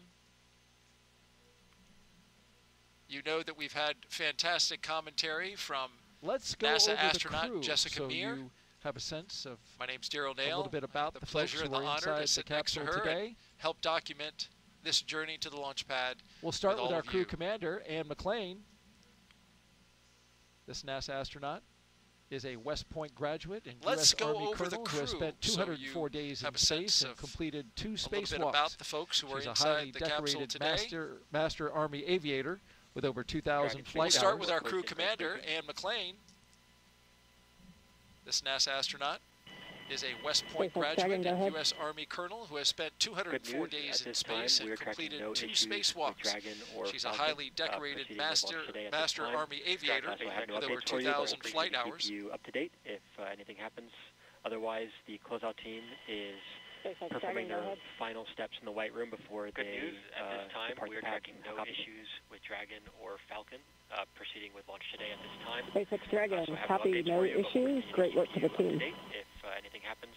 Otherwise, the closeout team is performing their final steps in the White That's a Room. great update. Working no major issues. The launch vehicle, the spacecraft, the ground systems, all good. As we watch the Copy, closeout no crew issues. Great work to the continue to do their work before leaving the launch complex. And just to wrap up on Anne, that's a great update. Working no major issues. The launch vehicle, the spacecraft, ground systems, yeah, all she good. is pretty tough. We talked earlier about her need for speed, and I think that leads into the story we told on Wednesday that I have to retell about how she has a particular inclination to operate vehicles in complex situations. And this one goes back to high school, where she apparently ordered a pizza so large it could not be transported in the car. So she and her friend got in the car. They put the pizza on top of the car, and Anne, as the driver, natural commander seat, of course, had her left arm up on top of the car to hold the edge of the pizza box, and her right hand on the steering wheel, and her friend had her right hand up on the other side from the passenger seat. So Anne is really ready for anything, I would say, in terms of transportation and complicated vehicle setups. And where in the world is it that you can order a pizza that's as big as the roof of a car? Spokane, Washington, apparently. Apparently so, had her right hand up on the other side. Colossal something, I guess they were. Anne is really ready for anything, I would say, in terms of transportation and complicated vehicle setups. And where in the world let's is talk it about that our you Crew can 10 order a pilot pizza now, that's NASA as big as the astronaut roof of Nichole a car? Ayers. Spokane, Washington, apparently. U.S. Air Force major and graduate of the Air Force Academy. Colossal something, I guess they were. Nichole has flown the T-38 and the F-22 Raptor, logging over 1,400 flight hours, including 200 in combat. Hey, let's talk about our Crew 10 pilot now, NASA astronaut Nichole Ayers. From NASA's 2021 She's a U.S. Air Force major and graduate of the Air Force Academy. Nichole has flown the T-38 and the F-22 Raptor, logging over 1,400 flight hours, including 200 in combat. This will be her first spaceflight, making history as the first astronaut from NASA's 2021 class to fly. And she has said that is very special to her. She feels humbled by it, and she's flying stuff up into space for her fellow classmates. So big deal flight. She got ready to start the aircraft, and suddenly as she was doing so, there was some kind of smoke building in the cockpit. So her training kicked in, and she was abort, quick, ready to leap into action and abort that engine start. And turns out it was just condensation. As her on-wing, so big deal flight. She got ready to start the aircraft, and suddenly as she was doing so, there was some kind of smoke building in the cockpit. So her training kicked in, and she was abort, quick, ready to leap into action and abort that engine start. And turns out it was just condensation. And creates a vapor trail. That's where I thought you were going. So that's how she became known as Vapor. She is a jet pilot. Yes, she is indeed. Onto her glass. Let's move on to our mission specialist now. It's as Takuya good Onishi. a nickname as any. I thought you were going to say that she pulls really hard G's and creates a vapor trail. For his second I thought you were going that with too. Commercial pilot. He spent 113 days aboard the space station in 2016 and then became the first Japanese astronaut to capture the Cygnus spacecraft. Takuya Onishi. When she's not training as an JAXA astronaut he enjoys on board. Flying, hiking, He's returning to space for his second mission. A former commercial pilot, he spent 113 days aboard the space station in 2016 and then became the first Japanese astronaut to capture the Cygnus spacecraft.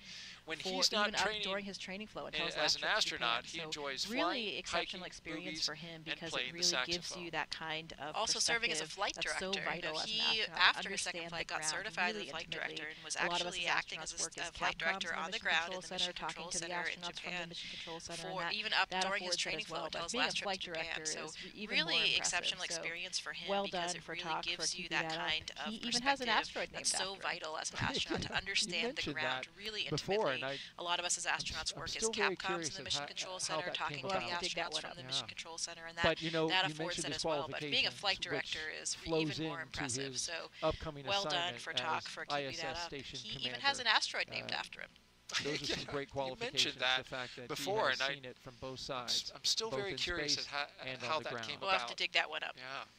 But you mentioned his qualifications, which flows into his upcoming assignment as ISS station commander. This will be his first trip to the International Space Station. Those are some great qualifications. The fact zero that gravity, he has seen it scuba from both diving, sides, and wilderness both survival. in space and He's on the ready ground. for the challenges of space. The second mission specialist is Roscosmos cosmonaut Kirill Peskov, a former airline co-pilot. This will be his first trip to the International Space Station. Trained in skydiving, zero gravity, scuba diving, and wilderness survival. He's ready never seen for a the bear challenges of until space. he went Not a to man California, of very even many though words, he grew up in but when he Siberia. does speak, But he's another great very fact succinct. that I came across from his colleagues was Very clear. that this region in Siberia, it's very close to the Mongolian border, Kirill, which is an we talked incredible about the part fact of the that, world. I actually had the opportunity to go to do some never seen a research to bear study bar-headed geese in Mongolia, and it is a very special area. But one of the things that's special about that area is that they do a lot of throat singing. It's this old traditional form of singing that's really deep and guttural from the back of the throat. I won't even try to do it because I can't, but if you've never heard it, you should definitely Google it and see. But apparently Kirill does throat sing. He can do it? He can. So I wonder if he's doing any of that for them in the capsule. I've heard this, just so happened to have heard it, and I was fascinated by the sound that they make with their throat in this singing. But apparently Kirill does throat sing. He can do it? He can. So I wonder if he's doing any of that for them in the capsule. I've heard this, just so happened to have heard it, and I was fascinated by the sound that it is they very make cool. with Very their cool. throat in this singing. It's really pretty cool. At first I was like, oh, whoa. But there was a very popular commercial on TV in which they had some of that throat singing, and that's where I first heard it, so I had to go look it up. It is very cool. That is pretty cool, yeah. We are T-minus 1 hour and 49 minutes until the liftoff of NASA's SpaceX Crew 10 mission. We have 3 astronauts and 1 cosmonaut inside of Dragon Endurance atop a Falcon 9 rocket. They're at launch pad 39A. They are headed to the International Space Station to help maintain the orbiting lab. Until the liftoff of NASA's SpaceX Once Crew on 10 board mission, the International Space Station, we have 3 astronauts Crew 10 and 1 cosmonaut inside will of Dragon become Endurance members atop a Falcon very 9 briefly rocket. of Expedition They're at launch pad 72 39A. for a few days. And there They you are see headed to the the members International they'll be Space joining, Station to help Crew maintain 9. the orbiting lab. And then they will become part Once of on board Expedition the International 73. Space Station, They will conduct Crew research 10 to understand will material become flammability, members contributing very to the briefly future of spacecraft design, Expedition and study how 72 spaceflight affects human for a few days. physiology And there you psychology. see the That's members their they'll be patch. joining, Crew 9. Yeah, The this crew- is an interesting one, Daryl. And then they will become part of 73 Expedition patch was designed 73. to They will honor the conduct science and research scientists to that make understand space material exploration flammability, possible. contributing And to if you the look at future some of the spacecraft elements on the design, patch and here, study the how number spaceflight 73 affects human is a prime physiology number and a psychology. binary That's their palindrome. patch. There's a good one for Pi Day for How all the about NASA that? geeks watching today, and that's represented at the base of the patch. 73 is also a star number, represented by the hexagonal shape of the patch, accented by white stars, and symbolize the crew's dedication to space exploration. The grid lines illustrate our earthly perspective from the cosmos, and finally the ISS, the International Space Station, symbolizing humanity's continued collaboration across space and hexagonal shape of the patch, Those grid lines accented to me by look like white something out stars of an and 80s video game. symbolize or the crew's Matrix. dedication I to believe space Johnny exploration. Kim was the mastermind The grid behind lines this illustrate mission. our earthly I perspective from the believe we talked about it on cosmos, and Wednesday, finally, but the the way ISS, that the International we Space start Station, a new symbolizing expedition on humanity's board continued the International collaboration Space across Station, it space actually and time. rotates not with the Dragon flights, Those but grid with the lines to me Soyuz look like flights. something So out of an Expedition 80s 73 video will game. begin on Yeah, April or the 8th Matrix, with the launch I of that believe Soyuz Johnny mission. Kim was the Sergei mastermind behind Ryzhikov, this Alexei mission. Zubritsky, I and believe we talked NASA about it on astronaut Johnny Wednesday, Kim but for his the first way flight. that we start a new expedition on board the International Space Station, it actually rotates not with the Dragon flights, but with the Soyuz flights. So Expedition 73 will begin on April 8th with the launch of that Soyuz mission. Sergei Ryzhikov, Alexei Well, we have a Zubritsky, moment. Let's and take NASA another astronaut social Johnny question. Kim for his first flight. Laura, let's see. Landon Davidson asks, how long does it take to readjust to gravity on Earth once you return? Well, Landon, like all things physiology related, there is a bit of individual variation, so different humans experience it a little bit differently. For me, it was interesting when I went to space, I actually adjusted very quickly. Even though, as humans, we've never evolved without gravity, I felt really comfortable and like I was at home. Some astronauts do experience space motion sickness, though, for those first few days, where they may feel a little bit queasy, even a little bit nauseous, maybe even vomiting a little bit. That's normal and usually resolves in the first few days. And most of these effects are really due to your neurovestibular system. So your inner ear, we have these semicircular canals, and some other organs that are actually gravity dependent in terms of how they work for your neurovestibular system, which is of course responsible for spatial awareness and balance and those types of things. So that system goes a little bit haywire when you first experience microgravity, and then once again after you've adapted to that and you come back down to Earth. So when you come back down to Earth, you don't feel great. You literally feel gravity, kind of like the bully on the playground that has their hand on your head and is pushing you down. You feel the weight of gravity when you're sitting down. Like you just feel heavy. You go to get up from sitting on the couch. I remember having some lower back pain that actually persisted for many months. I just felt really stiff. You literally feel like I was suddenly 80 or 90 years old and I couldn't quite straighten out my back. But overall, astronauts generally adjust pretty quickly. In those first few minutes and even hours, you're a little bit like a drunken sailor when that neurovestibular system is really kind of readjusting. Some people have a little bit of motion sickness in those first few days. I didn't really have that. I was pretty fortunate.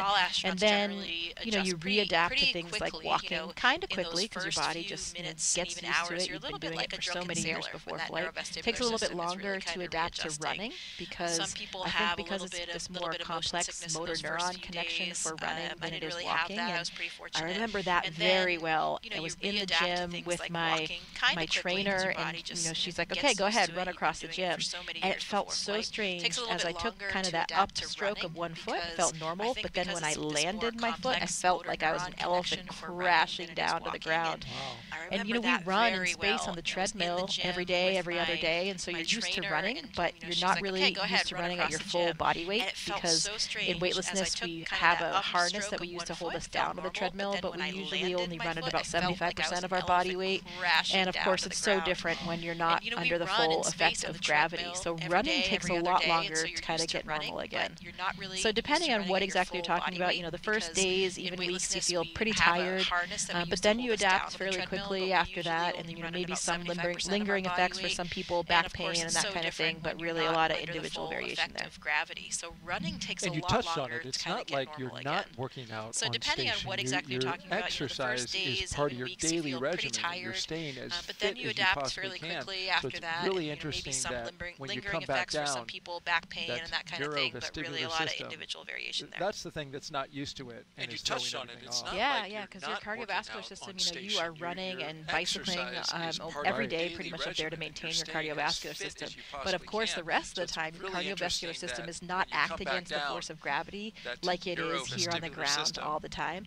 So there's some level of deconditioning that just happens where, on the space station, I'm up there, I love running on the treadmill. You kind of feel like a gazelle since you're a little bit offloaded.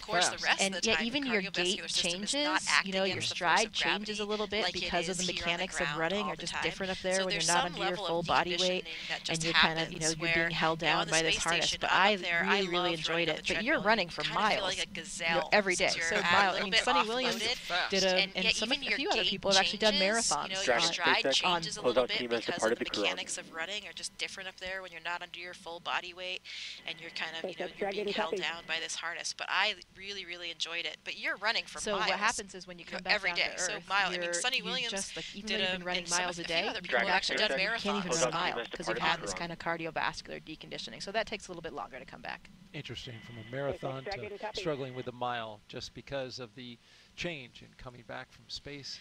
So what happens is when you come back we are down now to Earth, T-minus 1 hour and 42 minutes and counting. You come back to Let's Earth, take you now inside Mission Control in Houston, where flight controllers are constantly monitoring the International Space Station and the people living on board. Just because of Gary the Jordan is there. change in coming back Good from afternoon, space Gary. to Earth. Well, we are now T-minus 1 hour and 42 minutes and counting. Thank you. This Let's is take Mission you now Control inside Houston, Mission and Control we're in in the Houston, International where Space flight Station's controllers flight are control constantly room here monitoring the at International NASA's Space Johnson Station Space Center and the in people Houston, living on Texas. board. The team NASA's continues to Gary prepare Jordan for is launch, there. led by Flight Director Good afternoon, TJ Gary. Creamer. Good afternoon, Daryl and Of course, Jessica. Thank you. This is Mission Control Houston, and we're in the International Space Station's flight control room here in the NASA's Johnson Space Center in Houston, Texas. And NASA continues to prepare for launch, led by Flight Director T.J. continues to prepare for launch. Today will be, of course, launching the 10th rotational crew mission to the International Space Station. Rotational crew mission to the International Space Station. Following Crew 10's arrival at the space station, we'll have a total of 11 survivors aboard the station. Just a few days. Total of 11 crew members. Of those 11 members include the Crew 9 cadre, NASA astronauts Nick Hague, Butch Wilmore, and Suni Williams. Nick Hague alongside Butch Wilmore's cosmonaut Aleksandr Gorbunov, cosmonaut. During the next few days, Aleksandr will go over. During the next few days, Crew 10 will go over, including a safety briefing and orientation. Then the new safety briefing right in to help advance scientific knowledge and demonstrate new technology. Scientific knowledge. After a few days of handover activities, the members of Crew 9 activities return to Earth. Direct handovers, docking, and cruise allow for continuity of the activities and helps to ensure continuity of U.S. presence on the space shore, which is now at 24 years and counting on the space station. Ahead of Crew 9's return, here's astronaut Suni Williams. Ahead of Crew 9's return to space station, astronaut Suni Williams turned over to Aleksandr to Roscosmos. Just a few weeks, NASA astronaut Johnny Kim, Roscosmos cosmonauts Sergei Ryzhikov and Roscosmos cosmonauts Sergei Ryzhikov on board crew. Shortly after the departure of the Soyuz MS-26 with NASA astronaut Don Pettit Soyuz MS-26 marked the NASA astronaut Don Pettit Expedition 73, led by the new commander of JAXA astronaut Takuya Onishi. All of this, of course, coming up after today's launch. All of this, we continue with the countdown after under 2 hours before launch. We'll send it back to Kenneth. Under 2 hours before launch, we'll send it back to Kenneth. The International Space Station. We're now T-minus 1 hour and 40 minutes until liftoff, and so far we've had a smooth countdown. No issues with the rocket or spacecraft. This is live Ground coverage systems are of looking good for NASA launch. and SpaceX's Crew 10 mission to the International Space Station. We're now T-minus 1 hour and 40 minutes until inside their liftoff. capsule, Crew 10. So far, we've had a smooth countdown. And one of the first tasks Crew 10 did, no issues with the rocket or spacecraft. was design Ground and create systems are their looking mission good patch. for launch. There it is on your screen. And You're here's looking their now at the description. crew inside their SpaceX capsule. Crew 10 Crew 10 patch was thoughtfully designed by the four-person crew. One of the first tasks they used Crew 10 AI did as a team for the initial inspiration, was design and then a and create human their artist mission patch. perfected the design.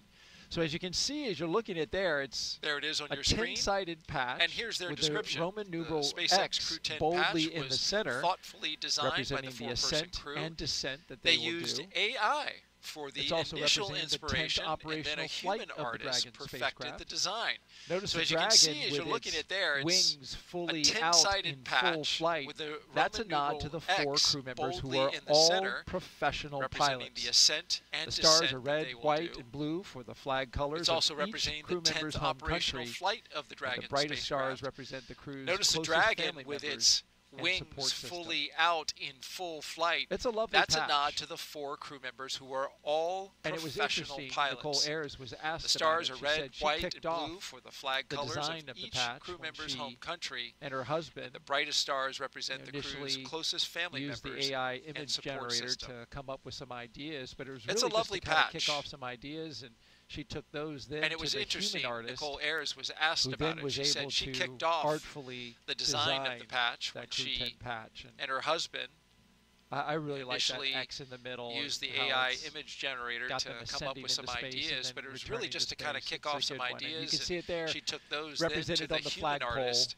just below who the then was American able flag. to artfully flies the design Crew 10 the patch Crew 10 patch. And on the CCP. I really like flag. that X in the middle CCP and how standing it's for Commercial Crew got Program. them ascending into space Yeah, and it's then one of the returning great to things space. that we do It's a good together one. as a And you crew. can see Another it one of there those traditions like represented we on the talked about. I flagpole don't know that everybody just knows below that the we American really flag do design those patches by flies the ourselves. Crew So 10 we patch try to capture the elements the that are CCP important to us, special flag. things from our CCP standing for professional and Commercial or Crew personal Program. lives, special things Yeah, it's about one of the the mission great and things that we timing, do together and as a crew. just Another one things of that those mean a traditions lot like to we all of talked us as about. crew You know, members. I don't know that everybody knows Oftentimes, you know, that we we are really do capturing design the those international patches spirit of by ourselves. cooperation and So collaboration we try to that's capture reflected the by the elements makeup of that our are crew. important to us, We talked special already things about that from 50th our anniversary of the Apollo professional and or Soyuz mission as personal well. lives, All of these special things things really about the play mission and into timing our patch and design, just things that thinking mean a about lot what to all of components us to as put crew there. members.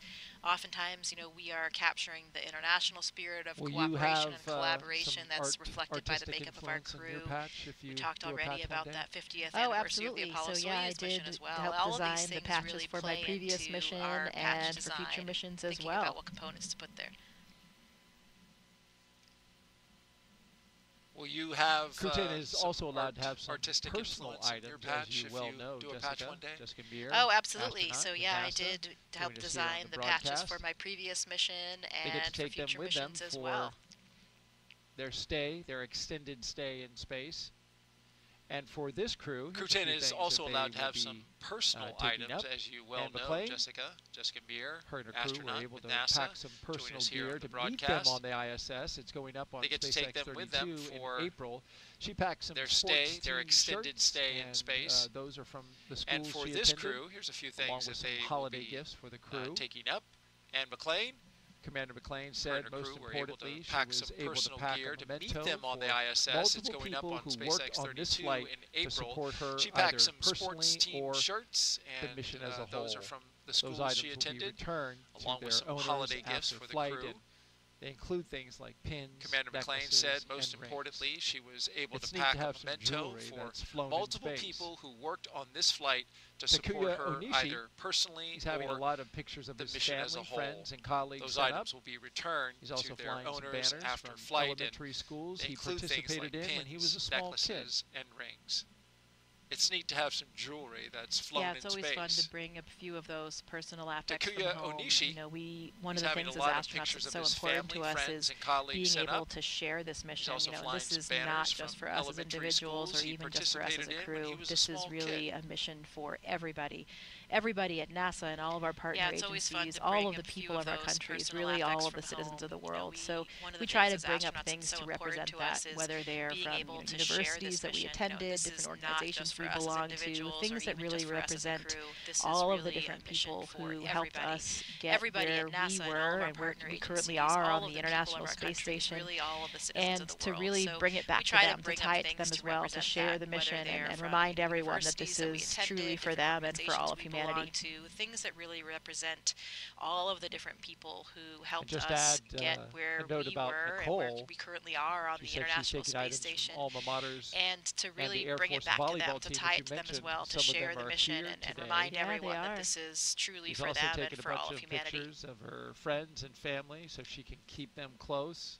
And just add, since she's the first person note from about her astronaut Nichole, class to go to space, she's also taking items for her from alma maters the flies, and the Air Force volleyball team, which you mentioned. But she didn't want to say what it was. Today. Yeah, they are. To be a surprise, but she's also taken a bunch of pictures of her friends and family, so she can keep absolutely. them close. I know that they are all so proud of her since she's the first person from her astronaut class to go to space, she's also I never forget that first moment when you see your first classmate launch. It really does feel different. You get to know all of the other astronauts and cosmonauts that are flying, and every launch, of course, is very special. When absolutely. I know that they are all so proud of her today. It's a little bit different when you see your own classmates. So excited for her. I never forget that first moment. Your classmates are like your friends and family, and they started at the same time as you, and it just gives this all of the other astronauts and cosmonauts that are flying, and wow, every launch, of course, is very special. When we actually are going to have a chance to go to space now. A little bit different when you see your own classmate, because it just makes it more real for you. Your classmates are like your friends and family, and Kirill they Peskov, started at who's the on the same left side time of your as screen, you, and who it just gives looks this to be taking extra advantage dose of reality time of, wow, I didn't just become an astronaut. Getting ready for some throat singing. We actually are going to have a chance to go to space now. So, very exciting day, I know, for all of the flies. Yeah. And a relaxing one for Kirill Peskov, who's on the left side of your screen. Well, as Crew 10 launches, that means that Crew 9 will return home soon. Before liftoff. Absolutely. Maybe he's getting ready for some throat singing. Maybe this is part of the process. He just heard me. September 28th, 2024. That was a unique flight because there's only 2 crew members in order to make room for Butch Wilmore and Suni Williams, who as Crew 10 launches, that means that Crew 9 will return home soon. Are now coming down in those 2 open seats with Crew 9 at Cape Canaveral Space Force Station back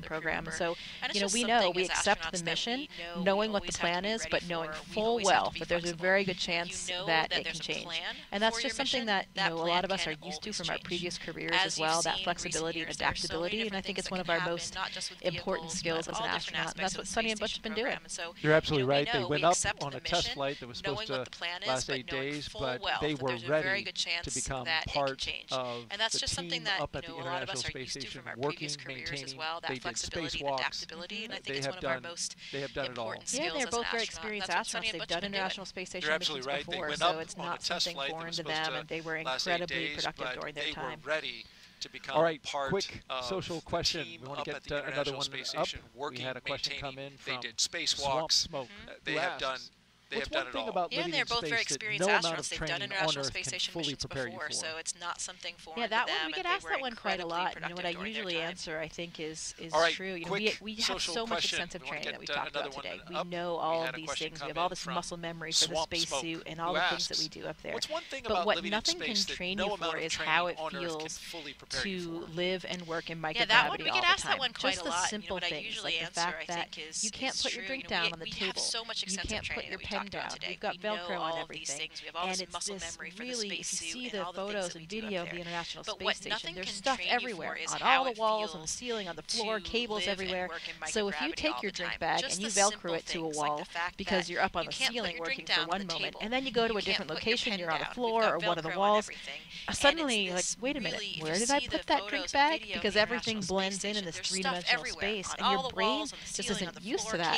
Here on Earth, look at us right now. everything that we're using or looking at is really right down on this desk. You know, we just put everything down, it stays there. We are not using any of this three-dimensional space above our heads or behind us or on the walls.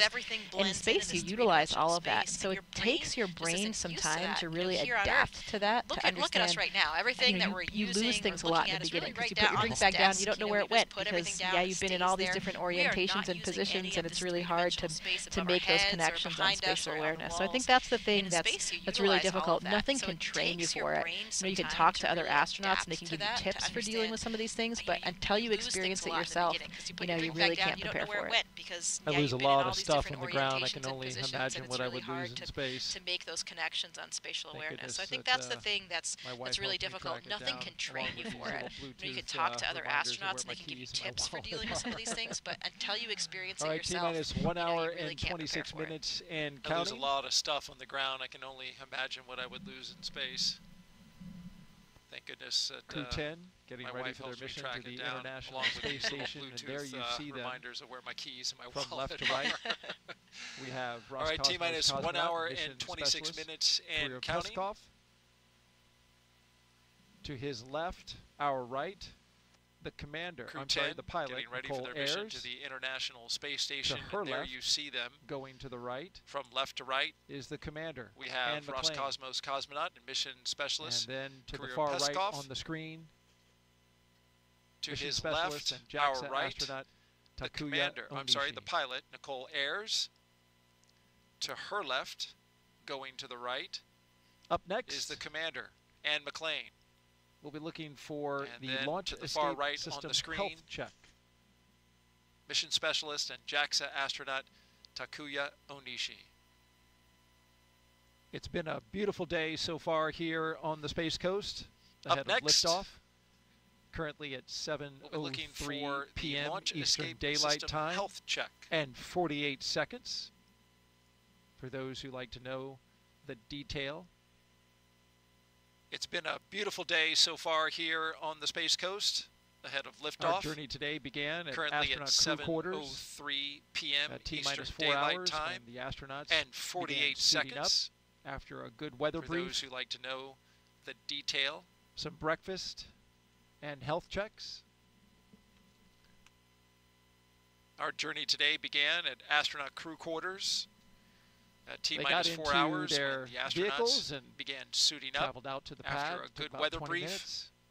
They ascended the launch tower. Some breakfast and and then health crossed that checks. crew access arm that you see on the right-hand side of the screen. That took them into the white room at the very end of the arm, and they They got into their the vehicles and traveled out to the pad. It took about 20 minutes. Got less They than 90 ascended the launch minutes tower until liftoff. And then crossed that They crew access arm performed that you see on the routine right-hand side of the screen. Exactly as they That did took them today into the white on room at the very Wednesday end during of the the arm. first launch attempt. And they ingressed We got down into to the T-minus 43 spacecraft minutes until we had an where issue they are now. with some ground equipment. Got less than and the 90 hydraulics, minutes until where there was a liftoff. trapped pocket of air They performed inside this the system. routine that was exactly fixed as and they bled out did on today Thursday. on Wednesday during And the now first the ground launch support attempt. equipment is good to go. The We launch got down to vehicle T-minus is go, 43 minutes and until so we had an is issue the spacecraft. with some ground equipment and the hydraulics where there was a trapped pocket of air inside the system. That was More recently, fixed and the bled out on umbilicals, Thursday. And now the ground you support can see equipment those is good to attached. go. They're The launch vehicle across is go. the back of the rocket, and so is the actually, spacecraft. into the transporter erector. They provided some comm checks through those. We did some suit leak checks. More recently, the for the astronauts umbilicals inside the capsule. We you also can see did some those comm attached. checks, They're completed those. across the back of the rocket. And the closeout actually team into the transporter closed erector. and sealed the hatch. They provided right after some they comm got checks through those. a leak check of its own We did inside some the capsule to leak make sure that checks nothing would leak out. for the There you see it astronauts there. inside the capsule. We also And did some that comm side checks, leak hatch completed those. check is good. And the closeout team closed and sealed the hatch Side hatch leak check. right after rather. they got a leak check of its own Also inside a the capsule final to make check sure that for nothing FOD, would leak out. which is There you foreign see it object there. debris. And The that closeout side team leak carefully hatch examined the check is area good. around the seal for the side hatch. And Side they have since hatch left. leak check, rather. They cleared also out of the a final check area. for FOD, which is foreign object debris. And now the only 4 people who remain carefully examine the inside area around the perimeter of Launch Complex 39A are right there on your screen. And they have since the crew left. For Crew 10. They cleared out of the blast danger area.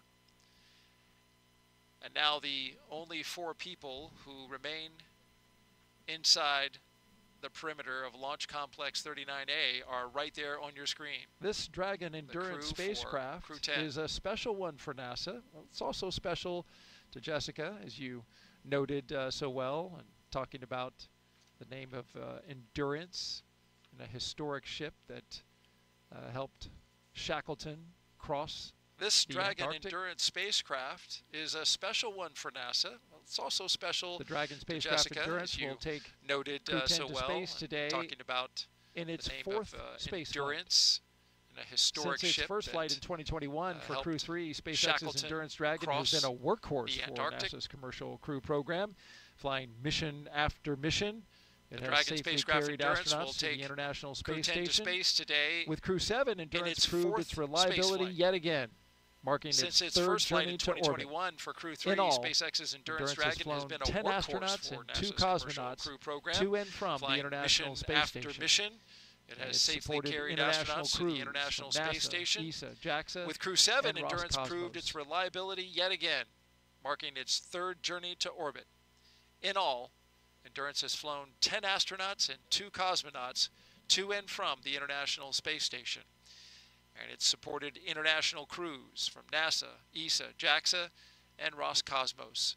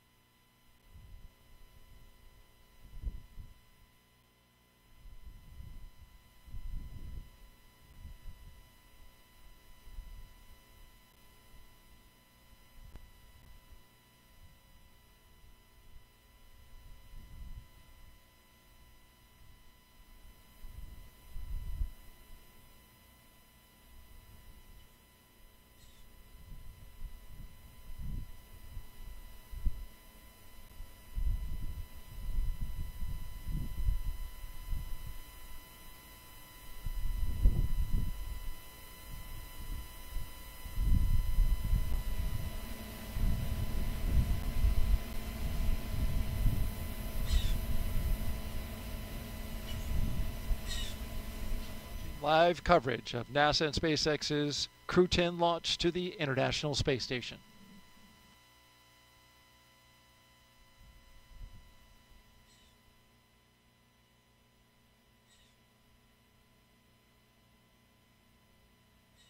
Live coverage of NASA and SpaceX's Crew 10 launch to the International Space Station.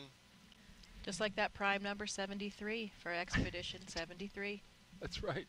And hopefully so with the weather, another because quick social question, Jessica. We're with Jessica Meir, a little NASA iffy once we get astronaut. into the weekend, so this is Mohammed a prime opportunity Derek to go. asks, apologies if I didn't get your name correctly. Just like that prime number what 73 from the Crew 10 mission will influence future astronaut rescue? Let's grab another quick social question, Jessica. We're with Jessica Meir, NASA astronaut.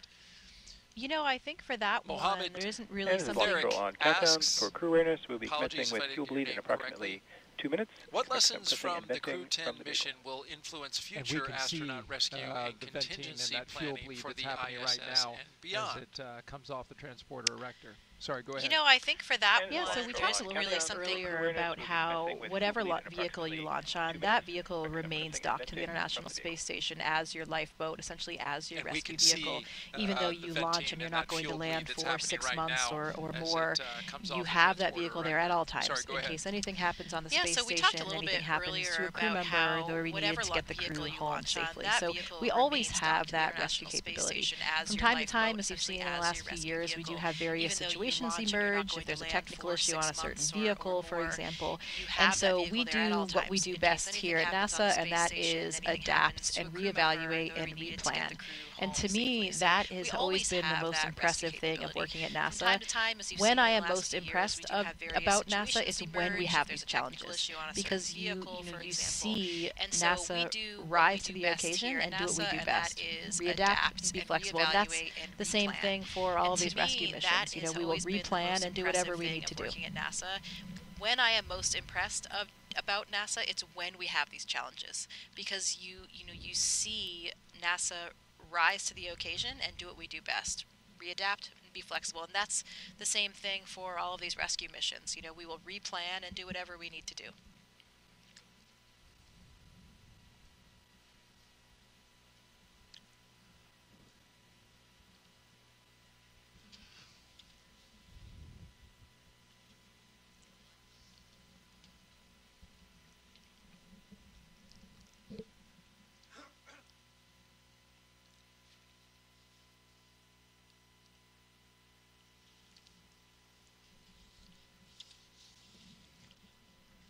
Good afternoon. You're watching live launch coverage of NASA and SpaceX's 10th rotational flight to the International Space Station. I'm NASA's Daryl Nail, and with us again today is NASA astronaut Jessica Meir. It's great to have you back again. Thanks, Daryl. It is wonderful to be here. Sending your friends and colleagues up to space is always the best thing that you can do as an astronaut here on the ground. So I'm so excited to be here playing a role in all of it. And a big reason that you're here to see your good friend Anne McClain off to space. Liftoff for her and the rest of the crew is at 7:03 p.m. Eastern Time from here at Launchpad 39A. But before we continue our coverage, a quick reminder about Jessica's experience in space. Take a look back to 2019. Jessica Meir and Christina Cook made history with the first all-women spacewalk, the 221st for Space Station Assembly. 2 years later, Jessica served as astronaut support person for Crew 10, or Crew 2 rather. There you see her, number 38, helping the team all the way to the pad. Then she went over to pad 39B, where she rehearsed with the Artemis 2 crew. The 221st for Space Station. A great time with the astronauts was had, but this time this crew was practicing to go to the moon. For Crew 10, you know, I really like this video because it shows the enthusiasm that we all bring to the roles, whether it's a support role or whether it's a crew itself. You know, there is nothing better than helping sending your friends off to space, as I just said. So one of the most interesting things about our job as astronauts is doing different things all the time. It is an incredible time to be an astronaut right now, where we have so many different vehicles we can launch on. The Soyuz, like I launched on, the SpaceX Dragon that you're watching here today. Soon, hopefully, coming up next year, the Artemis 2 vehicle will launch and send our first astronauts to an orbit around the moon. So it's a very exciting time for us. We certainly have a lot to look forward here on the Space Coast and for the United States Space Program. Some background, though, on today's launch attempt. It is the second launch attempt for Crew 10. On Wednesday, NASA and SpaceX stood down from the first attempt after teams discovered a suspected pocket of air trapped in the ground support hydraulic system used for the clamp arm that you can see there on your screen. It is wrapped around the Falcon 9 rocket and holds it to the launch arm. Yesterday, ground support teams successfully flushed that hydraulic system, and now it is ready to go for today's launch. The crew had a little little bit of break while they worked on that. System yeah, they did. The crew was able to relax yesterday. I think it was a very fortuitous opportunity because, you know, the day before you launch, they're still probably doing all of these things that are giving them a little bit of stress, dealing with last-minute issues. And then yesterday, they had already done all those things for the previous launch. So they had yesterday to really relax and just a chance to be outside at the beach house and just take it all in, appreciate some of the sights and sounds and feels of the Earth before they go to their new home on the ISS. Crew 10 will be launching from pad 39A that you see there.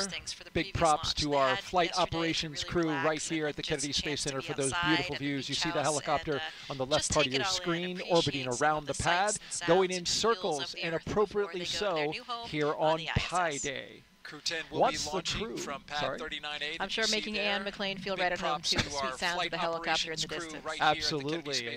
A helicopter pilot herself and all of them pilots inside the capsule going in circles and appropriately so in a little over an hour. Pi Day. This spacecraft and rocket will lift off. I'm sure making Anne McClain feel right at home too. The sweet sounds of the helicopter in the distance. Absolutely. Up to this moment, helicopter pilot herself and having a all bite of them to eat. Pilots inside. SpaceX helped Crew 10 into their suits, as you can see here inside in the a little over an hour suit-up room.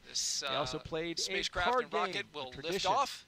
So let's take you through the rest of their launch day, previously leading up to this moment. After waking up and having a bite to eat, SpaceX helped Crew 10 into their suits, as you can see here inside the historic crew quarters suit-up room.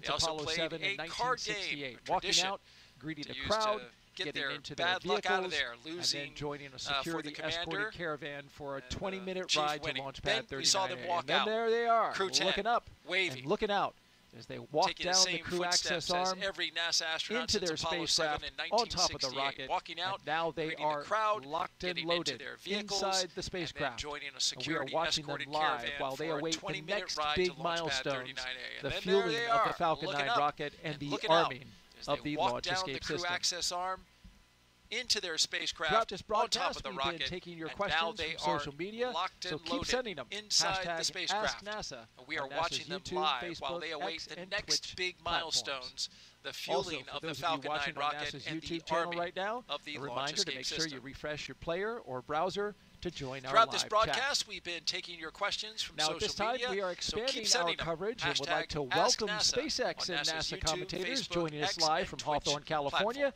where the SpaceX mission team is located.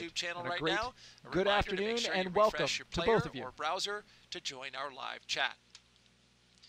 Now, at this time, we are expanding our coverage and would like Thanks, to welcome SpaceX SpaceX I'm Jesse Anderson, a Senior joining Production us live Engineering from Manager Hawthorne, here at California, SpaceX. And I'm Anna Schneider with NASA Communications. We are excited to be joining you once again from Mission Control here in Hawthorne as we count down to liftoff of Crew 10 just over an hour from now. Of course, Crew 10 is our 10th operational mission with SpaceX flying astronauts for long duration and I'm Anna Schneider with NASA Communications. Crew 10 will have two first-time flyers on board, as well as a veteran NASA astronaut and a veteran Aerospace Exploration Agency JAXA astronaut, and the multinational team represents 3 different space agencies, NASA, JAXA, and Roscosmos, all represented. Today's crew will fly aboard the Dragon spacecraft named Endurance, which previously included Crew 3, Crew 5, and Crew 7 missions. Overall, this will be Dragon's 46th visit to the space station and its 14th human spaceflight mission to the orbiting lab, which includes NASA's commercial crew program missions and private astronaut missions with Axiom Space. We're also celebrating the 23rd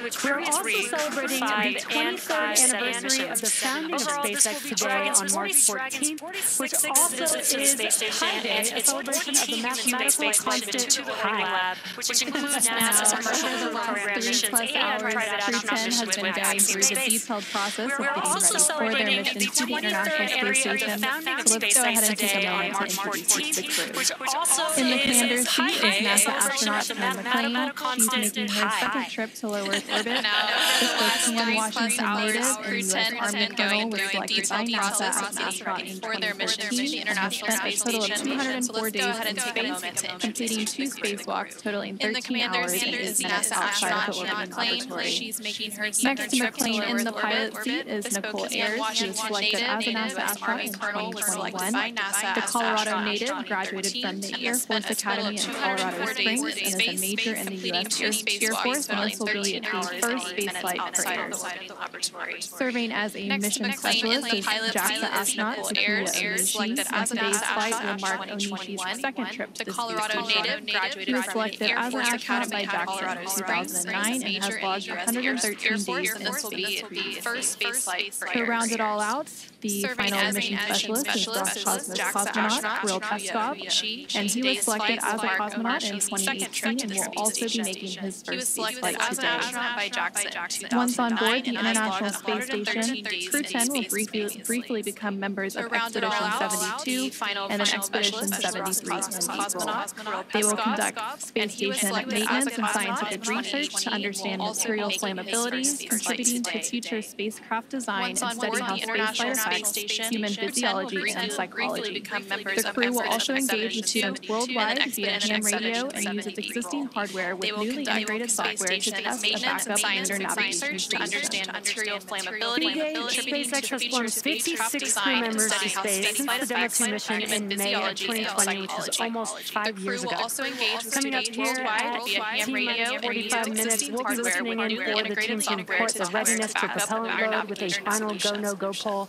And so far, SpaceX has flown 56 crew members to space since the Demo 2 mission in May of 2020, which is almost 5 years ago. Coming up here at T-minus 45 minutes. Now here on the ground, the teams will be staffed around the clock in mission control just behind us to monitor Dragon and the mission, and not just for today, but throughout the entire mission, from liftoff to the Crew 10's arrival at the space station, all the way through splashdown when the astronauts return back home. And on console or headset in mission control, which you can see there on your screen, there are 16 positions. The mission director is in charge of the room and tasked with making real-time decisions to ensure mission success. The person that you may hear talking to the astronauts is the crew operations and resources engineer. You'll hear us refer to them as the core throughout the broadcast. And there are 4 additional team members focused on vehicle systems, including avionics, navigation and control, software, propulsion, life support, and communication with ground support teams. Now, apart from mission control, our Falcon 9 team second orbit tank isolation valves equalize radial pressure. Additionally, I give you a go to step into Section 5. When ready, report go for launch. Propulsion, life support, and communication with ground support teams. Now, apart from mission control, our Falcon 9 team... SpaceX. Just pausing for some comms between the core and Crew 10. Now, apart from mission control, our Falcon 9 team is currently located in the Launch and Landing Control Center at Hangar X. And we are now less than an hour until launch, and they are settling in for final checkouts, propellant loading, and getting ready for launch itself. Yep, and NASA has its very own set of team members at NASA's Mission Control Center in Houston, Texas, who have been preparing the International Space Station for Dragon's arrival. The teams in Mission Control Houston recently gave their go for launch, confirming that the station is ready to receive Dragon and the new crew. Following liftoff, today's flight to the space station will take about 28 hours, with Dragon flying autonomously the entire way. Docking is targeted for 11:30 p.m. Eastern, 8:30 p.m. Pacific, tomorrow, March 15th. And just like autopilot on a commercial aircraft, the crew always has the ability to take manual control of the spacecraft. 28 hours with Dragon and before all of that happens, as the booster returns to the launch site and slows down to supersonic speeds, people in the immediate area may hear a brief double clap of a thunder-like sound known as a sonic boom. Similar sonic booms like this were heard during the return and landing of the space shuttle, and sonic booms like these are one of the hallmarks of reusable systems like Falcon. Here's what some of these booster returns have looked and sounded like on previous missions. Thunder-like sound known as a sonic boom. Similar sonic booms like this were heard during the return and landing of the space shuttle, and sonic booms like these are one of the hallmarks of reusable systems like Falcon. Here's what some of these booster returns have looked and sounded like on previous missions.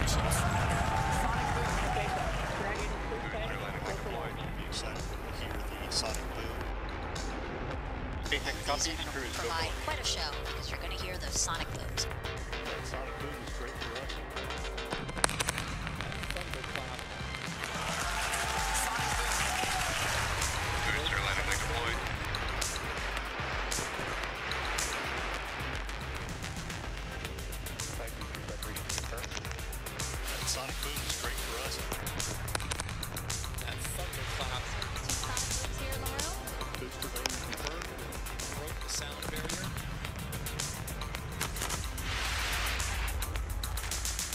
We are now at T-minus 57 minutes and counting to today's launch. While we wait, let's check in with NASA's Gary Jordan at Johnson Space Center to see how things are shaping up at Mission Control in Houston. Gary, how's it going? Hey Jesse, hey Anna, thanks for having me. Welcome again to Mission Control here 57 minutes and counting to today's launch. While we wait, let's check in with NASA's Gary Jordan at Johnson Space Center to see how things are shaping up at Mission Control in Houston. Gary, how's it going? Hey Jesse, hey Anna, thanks for having me. Welcome again to Mission Control. Thanks for having me. Welcome to Johnson Space Center, Houston, Texas. We're the hub of human spaceflight at NASA. The team here, we're the hub of poised space launch and preparing for Crew Liftoff is poised to begin their journey to the orbiting laboratory. In the home stretch of rendezvous, NASA and SpaceX flight control. In the home stretch of rendezvous, what's called integrated operations. Both flight control teams will integrate a series of go, no-go flight control teams for Dragon Endurance's docking to the International Space Station. For Dragon Endurance rotation mission to the International Space help NASA continue to maximize the important research and technology demonstrations made possible recently in the International Space Station made possible microgravity International Space Station is critical for NASA to prepare for future spatial low Earth orbit destinations, prepare for understand and overcome challenges of long-duration spaceflight necessary for a long-term presence on the moon. Necessary for a the Crew 10 mission is going to be a rotational mission to the International Space Station. So we will launch aboard the SpaceX Dragon capsule and a Falcon 9 rocket. I'm just enjoying the way towards the launch. Of course, I'm looking forward for the day of launch. And we are going to stay there about a half a year. So the first goal of Crew 10 is to continue learning about the Dragon and the Falcon 9 rocket that we're going to be flying on to enable SpaceX to continue their development of rockets and even private astronaut missions in the future. The other mission is to get us safely to the International Space Station so that we can crew this incredible national orbiting laboratory that we have and continue the science experiments that we have ongoing there. One of the unique characteristics of the International Space Station is microgravity. We get to learn how humans and plants and other types of hardware react in the space environment and the microgravity environment. And it helps us to develop all kinds of new materials, medicines, and it helps us to push our knowledge forward. The discoveries that we make on board the International Space Station then inform what we do on Earth, and it allows us to further both humankind here on Earth and get to further places in the universe. So I've often been asked why we explore, and I think it's different for everybody. When people are born, they naturally want to explore their environment, first as babies, and then as kids, and finally as adults. That's how we expand our world, and that's how we find something new. Every time that we make a further step, we learn something and we learn how to adapt, and that is so important to humanity. This is probably the main things which drives us forward and helps us to survive as a species. There are so many unknowns in space, and as explorers and as humans, we want to find out what's in that unknown. For me, it's the fact that I get to be a small piece of figuring out what the unknown is and taking that next step to get to the moon and to Mars and the Artemis program. Our ultimate goal is to go to Mars, but it's not an easy journey, and when we face a new challenge, we must solve it step by step. I think that's one of the biggest benefits of the International Space Station. We're outside of the atmosphere, and now we don't have the protection of the atmosphere. What happens, and how do we better prepare our people, our hardware, our food, our water systems for that deep space exploration? It's really important on the space station that we learn those lessons now when we're in low Earth orbit. That way we know what we need to bring with us when we go onto the moon with the Artemis program. One of the things that we do on the International Space Station is work with our international partners all across the world. I think it's hard to overestimate the value of international cooperation in space exploration, because we all know that it takes much time and effort. Space is hard, it's very challenging, it's sometimes unpredictable, and that's why I think cooperation is the key to success. The International Space Station wouldn't be international without all of our partners. And our goal is to be a beacon of hope for all of humankind so that people can look and say, this is what we can accomplish when we work together.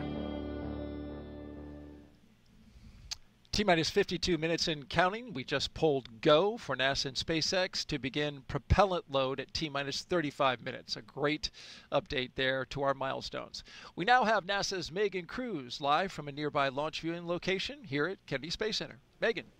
Hey, yeah, back here again today, and the weather is as beautiful as it was Wednesday, and the crowd as excited as ever to see liftoff in less than an hour. Now, we again want to bring in Mike Ravenscroft with NASA's Commercial Crew Program. He's on console working the launch today over at Cape Canaveral Space Force Station. Mike, great to have you back. Hey, yeah, back here again today. Hi, Megan. And the weather Happy to is be as here. beautiful as it was All right, so Wednesday, again, thanks for stepping off console. When we spoke during Wednesday's launch attempt, there was a ground hydraulics issue. What was done to resolve that to get us to launch today? He's on console working Yeah, Megan. So the team worked really hard on Wednesday during that back. first attempt to resolve the issue. Unfortunately, we weren't able to get there. So the teams, the SpaceX and NASA team, met Wednesday evening, Wednesday night, and developed a troubleshooting plan to go ahead and restore this system back to operational. So to resolve the we went issue. ahead and Unfortunately, we weren't able to get there. And so Thursday the they went off and executed that plan. They went ahead and opened up some of the valves, did some inspections, opened up some of the valves, and went ahead and bled the system. And then they did perform checkouts, and performed the checkouts, and the system was nominal at that point. So we got back here today on launch countdown, and did some additional checkouts, normal checkouts that are performed on day of launch, and everything's checking out good. That's wonderful to hear. And it's always great to see teams coming together to resolve issues to get us to launch. Now, as CCP's Launch Vehicle Systems Office Manager, you were also part of keeping an eye on today's booster, correct? Which is flying for its second time. Yeah, Megan. So we watched that booster from the beginning when it's starting to be built. The whole way through production, the whole way through all the testing that's performed, even before it's getting that first launch, which occurred in December for the Empower E mission. So we track all that, track all the issues that come out from all that in the first flight, and we review all that data, and then when it goes into maintenance for our flight, we are tracking all that work along with SpaceX and ensuring that the vehicle is ready for day of launch and a safe flight for the crew to the ISS. And Mike, last question for you. How do you feel just being a part of NASA's Commercial Crew Program? This is awesome. I can't imagine myself anywhere else. This program, I've been here for quite a while, and this is a family. You get to work with folks from all over the country, from California to Texas to Alabama to here in Florida, and it's just a family, and that's how we feel about each other. We work hard. We get to work with a lot of great contractors. And so, day in and day out, you get to show up for work and enjoy what you do. Yeah, and do amazing things together. Mike, thank you so much. We appreciate your time. Thanks, Becky. Appreciate it. All right, let's get back over now to Anna and Jesse and Hawthorne. And that's how we feel about each other. We work hard. We get to work with a lot of great contractors. And so, thanks, Megan.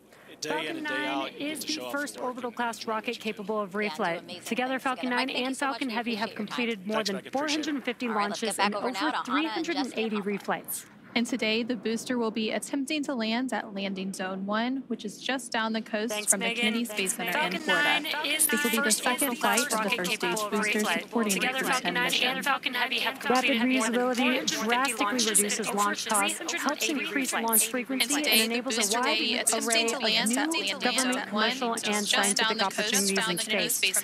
Lowering the cost of access to space is helping take humanity's next steps into the solar system, whether in low Earth orbit, interplanetary, or even deep space. And when costs are lower, government and commercial customers can launch more missions, which helps accelerate development. This also helps commercial satellite and private research customers afford to launch more projects to space, which helps stimulate innovation here on Earth. All this to say, reusability is the key innovation that is making space more accessible for the industry as a whole. And just like the first stage of Falcon 9, Dragon is also reusable. The reusable Dragon spacecraft has flown people to the International Space Station 13 times, and as we mentioned earlier, today's crew will fly aboard the same Dragon that previously flew Space Crew 3, Crew 5, and 7 missions. But back to today's mission, we are coming up on T-minus 48 minutes to launch, and our teams are carefully moving through the pre-flight process. And as we now, a lot of mentioned earlier, preparations have brought today's us to crew this will fly point, aboard the including a same dry Dragon dress that rehearsal, previously static flew fire the on Crew Sunday, 3, and an Crew initial 5, launch 7 attempt on missions. Wednesday. Now, we did stand down from that attempt due to a hydraulic system issue. The teams completed inspections of the ground support hydraulic system used for the clamp arm supporting the Falcon 9 rocket and successfully flushed a suspected pocket of trapped air in the system. Now, all of that hard work brings us to today's launch, and next up in our teams completed inspections of the ground support hydraulic system used for the clamp arm supporting the Falcon 9 rocket and successfully flushed a suspected pocket of trapped air in the system. Now, all of that hard work brings us to today's launch, and next up in our that the team had pulled go for both prop load and for launch. So that was the next step in the countdown that we were waiting for, and that was from the SpaceX launch director, and they were calling up to the crew to let them know that we had received that go to continue with that prop load. You just heard that as we mentioned earlier, the Dragon launch team as well as the NASA launch members are in the launch and landing countdown that we were waiting for. That was from the SpaceX launch director, and the launch director will also check in with the Dragon mission director, referred to as the MD, and the NASA launch manager, to make sure everyone is on the same page and everyone is ready to move forward. Again, there's a lot of teams and a lot of moving parts to getting a launch off the ground, and so leading up to the final stages of launch, they will also check in with the Dragon mission director, referred to as the MD. So right now, they're on your screen. You can see Crew 10. They are on board Dragon, waiting to get the green light to show the crew arm for the launch and arm the launch escape system. And we did just hear that go, so you should start getting a good view of that access arm moving away from the space. So right now, they're on your screen. You can see now on the RAM side of things, the RAM people to go for launch, waiting to monitoring the clearance area surrounding our launch pad, as well as the air and sea space along the flight corridor. And we did just hear that go, so we should start getting a good view of that access arm. And as you can see in your left, on the left-hand corner of your screen, the weather is looking great for today's launch. Overall, weather is trending in the right direction, and we currently have less than a 5% chance of violation at our target liftoff time today, which is great. Our teams will continue to keep an eye on the weather, but we'll have a final pre-fueling weather briefing in about 20 seconds from now at the T-minus 45-minute mark. Currently have less than a 5% chance. Now, weather is forecasted to be excellent on the Space Coast heading into today's launch opportunity. And again, the current forecast is greater than 95% chance of acceptable conditions at launch. Now, weather along the Atlantic coast. 45 minutes. Both controls go into lockdown and remain in that state until the launch escape system is disarmed. All operators are remain at their console and maintain a sterile cockpit until MD confirms successful disarming of the launch escape system following insertion of the port off-road minimum drop. For non-urgent no-go conditions, brief the CE or LD and then people during the countdown. For urgent issues affecting the safety of the operation, operators shall call hold on the countdown net.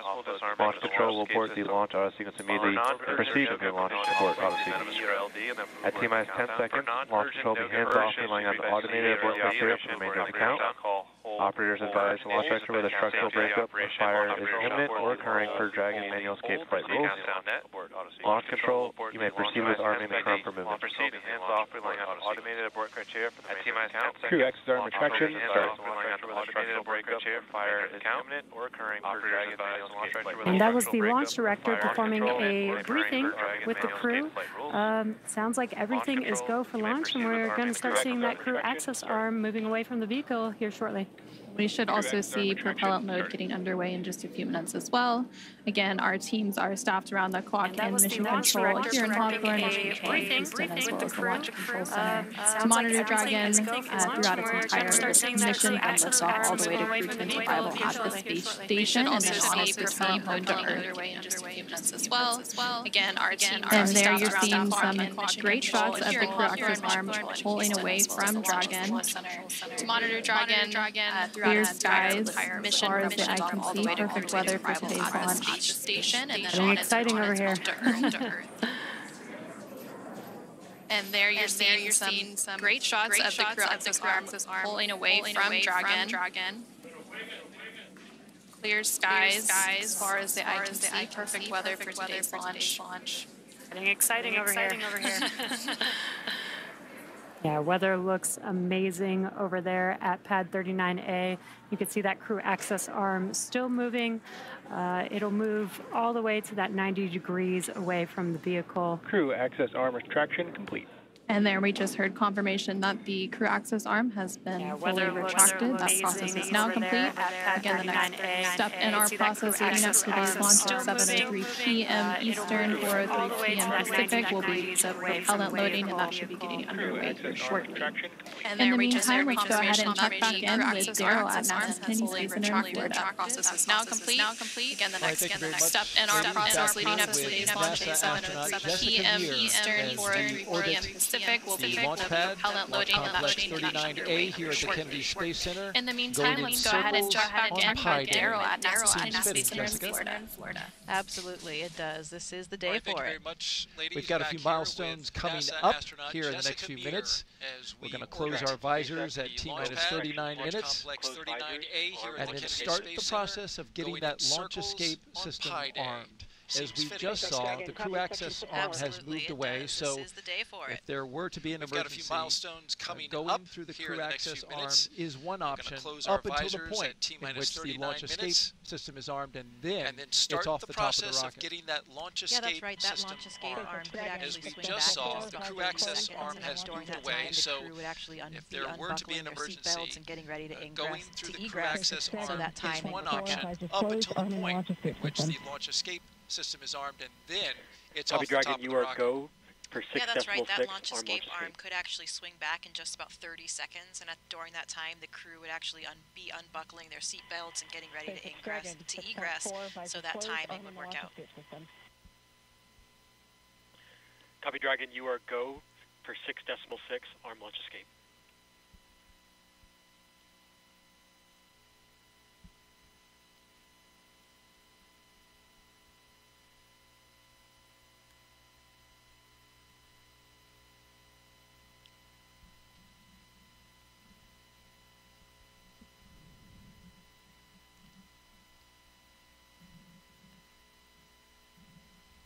Running these milestones early at this point, which is a good thing. We heard Commander... Launch escape system is verified armed.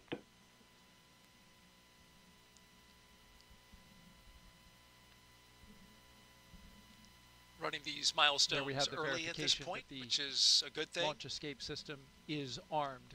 A high energy system. Launch escape system is verified armed. Very much needed in case something were to happen to the rocket. Yeah, that's something that the astronauts on board can actually hear. They can hear it being armed. They get this sort of loud thump that they hear, and of course that launch escape system, it consists of 8 Super Draco thrusters. It's really only used for an abort in this case, and it's armed 2 minutes before the loading of the fuel. Yeah, that's something that the astronauts on board can actually hear. And I'm wondering about your thoughts in this moment as you hear Commander Anne McClain. And of course, that launch escape system, it consists of 8 Super Draco thrusters. It's really only used for an abort in this case. And it's armed 2 minutes before the loading of the fuel. I think things are getting very real right now. It's really interesting on launch day. I know from my own experience, sometimes you actually have to remind yourself that it's actually launch day, because you have been through this whole series of readiness and all of these checks and all the comm checks and all the physical actions so many times in various simulations. I remember on my launch, I really did have to remind myself, I'm looking at my monitor, I'm going through all of these different cues and the procedures, but then I would hear something, maybe the groan of the fuel in the lines or a slight movement of the rocket, and that was what made me realize, oh, wait a minute, at the end of this one, I'm not going to be going home and going to dinner, I will be in space. So perhaps that realization is kind of setting in for these 3 astronauts and cosmonaut. I'm sure it's a little bit different for Anne and Tak, who have gone through this, gone through a launch before, totally new for Nichole and Kirill, so a really nice blend of experience in that Dragon capsule today. I will be in space. So perhaps that realization is kind of setting in for these 3 astronauts and cosmonaut. I'm sure it's a little bit different for Anne and Tak, who have gone through this, gone through a launch before, totally new for Nichole and Kirill. So a really nice blend of experience in that Dragon capsule today. For those who are gathered in the area to watch. And a beautiful scene outside the sky as we head towards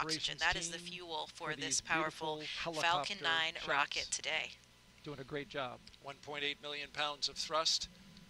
Let's go back now to Hawthorne, California, and join our commentators there. Thanks to our Kennedy Space Center flight operations team, for these beautiful helicopter We are at T-minus shots. 33 minutes from launch and getting closer and closer to launching Crew 10 into space. After the long-duration mission is complete, Crew 10 will be the first NASA commercial crew mission to target a return splashdown in the Pacific Ocean. NASA and SpaceX have been working together toward certification and readiness for Dragon recoveries on the West Coast. Since 2019, Dragon recoveries have primarily occurred off the coast of Florida. SpaceX is moving Dragon recovery operations to off the coast of California to allow Dragon to complete its deorbit before safely jettisoning the trunk over the Pacific Ocean, comparable to the first 21 Dragon missions. Crew splashdown locations are near Los Angeles, Oceanside, and San Diego. The recovery vessel Shannon will be stationed in Long Beach, California, to support the new operation. To establish this capability that improves public safety, NASA and SpaceX worked for months establishing new sites, obtaining regulatory approvals, performing edging assignments, and software changes, as well as tabletop exercises and flight rule updates. It'll be really exciting to see Crew 10 come home after they're done with their long-duration mission. But Crew 9, who Crew 10 will be handing over once they get off the space station, will of course still splash down off the coast of Florida in a few days. But back to today's mission, let's go ahead and learn more from the astronauts flying today. It'll be really exciting to see Crew 10 come home You don't have after to they're get done with their asked long-duration why we mission. explore. But Crew 9, who Crew 10 will be handing over Some people explore once because they it's get exciting docked to ride off on a the rocket. space station, They like the still boom, splash they down like off the the coast of flying, Florida they in a like few the days. electronics. But back to They today's like to go mission, fast. let's go ahead and learn more from the astronauts flying today. Some people want to explore You don't have to to get asked answer questions why we about explore. the context in which the Earth exists. Some How people old are we? explore How many because galaxies it's are there? exciting How to big ride are on a we? rocket. Are we They like like the a speck of boom, dust they on like somebody's the flying, sleeve, they or are we like the the biggest thing electronics. going They like out to go there in the fast. universe? Curiosity is like the main power that moves us forward. Space exploration is important to satisfy this curiosity. As we go on to the moon and Mars and look at what those planetary bodies are made of, we can learn a lot about the Earth itself and how to better humankind. I think it's important for us as a species to expand our boundaries, because that's how we advance our technologies and civilization. We have to continue to explore, continue to push the boundaries, and I think really throughout the history of humankind, we've always explored. And so when people ask why we explore, I would like to ask back, what type of society would we be if we lost that curiosity? Continue to explore. Is that somewhere that we'd want to live? And I think really throughout the history of humankind, we've always explored. And so when people ask why we explore, I would like to ask back, what type of society would we be if we lost that curiosity? I'm Bill Nail with NASA. Welcome back to the Kennedy Space Center in Florida, here with NASA astronaut Jessica Meir. Here's more about the crew that's going into space today. NASA astronaut Anne McClain, she is your Crew 10 commander, making her second trip to low Earth orbit. The Spokane, Washington native and U.S. Army colonel was selected by NASA as an astronaut in 2013 and has spent a total of 204 days in space and completed 2 spacewalks totaling 13 hours and 8 minutes. Making her second trip very to low competent Earth orbit. as you've described, Washington native a very and U.S. excellent Army leader. colonel was selected by NASA as an astronaut in 2013. It is so thrilling to be here watching her do what she was born to do and leading this crew to space today. Sitting next to her is the pilot for Crew 10, NASA astronaut Nichole Ayers. She was selected as a NASA astronaut in 2021. The Colorado native graduated from the Air Force Academy in Colorado Springs and is a major in the U.S. Air Force. This is her first space flight, and she's pretty excited about it. The pilot for Crew 10, NASA astronaut Nichole Ayers. She was selected as a NASA astronaut in 2021. The JAXA a Colorado native, graduated from the Air Force Academy in Colorado Springs and is a major in the U.S. Air Force. This is her first space flight, He was and selected she's as an pretty astronaut excited by about it. Japan Aerospace Exploration Agency in 2009 and has Takuya logged 113 days He in is the space. JAXA And he will astronaut. eventually be the station commander. Serving Yeah, as that a will mission be a specialist. very nice moment to see Today's as flight Anne will hands mark over Onishi's those second trip leadership to the space reins station. over He was to selected Tak, as an astronaut transfer by of controls Japan from her as Aerospace the Exploration Agency commander in of the 2009 SpaceX and vehicle has over logged to Tak to be commander of the 113 space days station. in So space. great opportunity for leadership for both of these experienced crew members. That will be a and the second mission specialist is Kirill Peskov. The Roscosmos cosmonaut was selected as a cosmonaut in 2018 and will be also making his first spaceflight today. This is really the ultimate of Kirill's very curious and adventurous nature. I hear he loves to discover all aspects of and areas of Russia and the U.S. now in his SUV, and he is always exploring, so this will be the ultimate of his exploration today for him and for all of his crew. This is really the and ultimate all of four of Kirill's these crew members are pilots. They speak that common language of aviation. That must be comforting to all of them. I think so, and I think it has brought them closer together as a crew. They can almost read each other's minds, they say. Sometimes, you know, they don't even need words, and they have this shared sentiment, this shared language. It makes them a very synchronous, cohesive crew. And for the past year and a half, that crew has been training diligently to be ready to help conduct science investigations aboard station. The crew will perform biomedical research and technology demonstrations over the 4-month expedition. Commander Anne McClain is participating in the Canadian Space Agency space experiment involving heart health. This headband is actually connected to sensors throughout my body, and they are collecting real-time data on my heart rate, oxygen saturation, and my respiratory rate. Imagine the day where you go see your doctor because you're concerned about your heart health, and they give you these sensors to wear, and they get this massive, comprehensive look at your cardiovascular health over multiple days doing multiple activities. Another science investigation on board involves tiny materials inspired by our own DNA that could help be used here on Earth with those people who suffer from arthritis in their knees.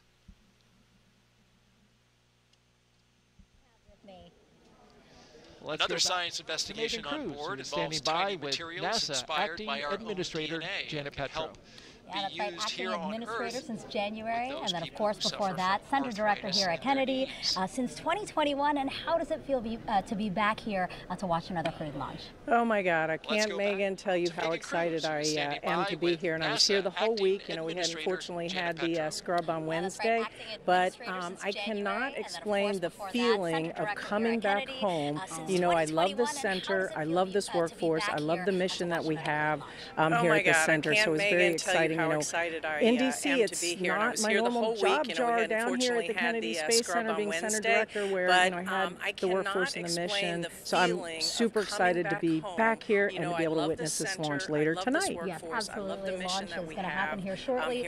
And you know, I know we've been talking about this a lot on the broadcast, that every single member of Crew 10 is a pilonaut. Yes, actually. The workforce and the mission. So I'm super excited to be back here. I absolutely did. So I got to see them a couple times. So when they landed at the landing facility here, I got to see them and greet them. And that's where they gave me this hat, which is so cool. I've never gotten a present from a crew before. So Crew 10, hats off to them for giving me, and they did sign it. And then on Tuesday, we got to go what's called behind the glass tour and talk to them. They're behind a glass because they're in quarantine, and we got to talk to them and ask them questions and talk to them and just see how they were doing, and so that's pretty special. So I got to talk to all of them, all of those pilots there, and they are super excited, ready to go. And speaking of excited, you know, we have NASA astronauts Suni Williams, Butch Wilmore, Nick Hague, plus Roscosmos cosmonaut Aleksandr Gorbunov. They're going to come back shortly after Crew 10 arrives on station. During a live press conference from station recently, Butch and Suni said they're going to miss space. Absolutely, because you got to think about the astronauts. And by the way, last week from Johnson Space Center's Mission Control, I did get to talk to Butch, Suni, Nick, and a little bit to Don Pettit there, so I got to talk to them as well. But you got to figure they, you know, to be selected and trained, and the passion that they have to go to space, you know, for them, it's got to be, this is what they do for a living. This is what they're going to do. And in fact, I would bet they might have some mixed emotions for leaving, because, you know, every time get to go to space, which is what all astronauts want to do, you never know. It might be your last time because you might not be selected for another mission or whatever. So I bet they have mixed emotions leaving their colleagues up there at the space station. I'm sure they're anxious to get home and put their feet on Earth and spend time with their family, but I think that they have enjoyed their time in space. You know, when I said behind the glass to Butch and Suni a while ago, I asked them, and they had told me that they hope they get to stay a little bit longer than 8 days in space. That was at their behind the glass, and I don't know if they meant to stay as long as they got to, but I know that they are a valued member of this expedition crew, and they've done amazing research. They've done spacewalks together. I think Suni now holds holds a record for the most amount of time in a vacuum of space. So they have to be very, very proud of what they've accomplished. They were very much integrated as a crew and did a lot of work on the station, research and science experiments. And so, yeah, I think they're going to miss space. I think so. Again, no mixed emotions here. It was great seeing you. I'm going to put this in a jar of memories of today because this was wonderful, and we're about to see launch. All right, thank you, Megan. All right, bye-bye. All right, we'll send it back to Daryl and Jessica. All right, thank you both. And just behind them, as you saw in that shot, was the Vehicle Assembly Building, a very iconic building here at NASA, where we recently reached a major milestone in NASA's Artemis program.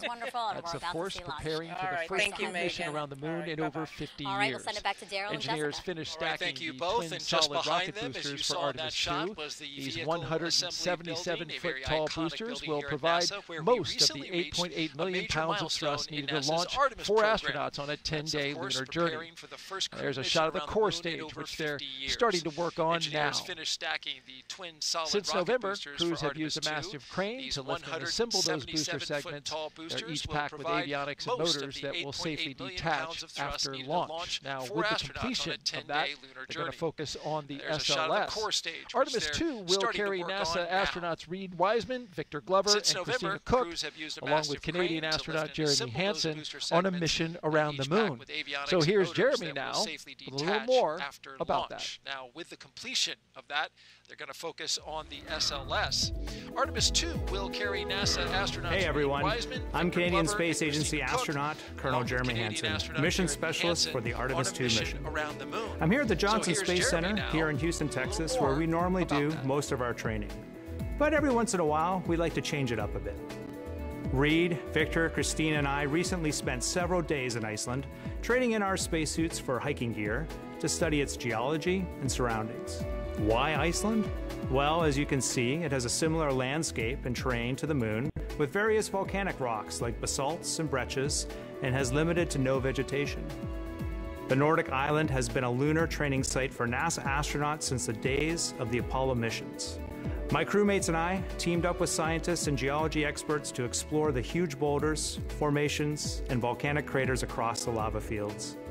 During our journey, we stopped at various spots to discuss what we observed. Some of the really fine material is compacting into what's like the glue holding this together. And even tested different types of tools to collect rock samples.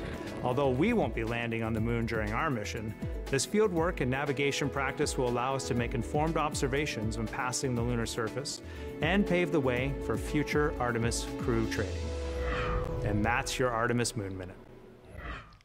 For more Artemis updates, scan the QR code on your screen right now, or visit nasa.gov/Artemis-Roman numeral 2 or II.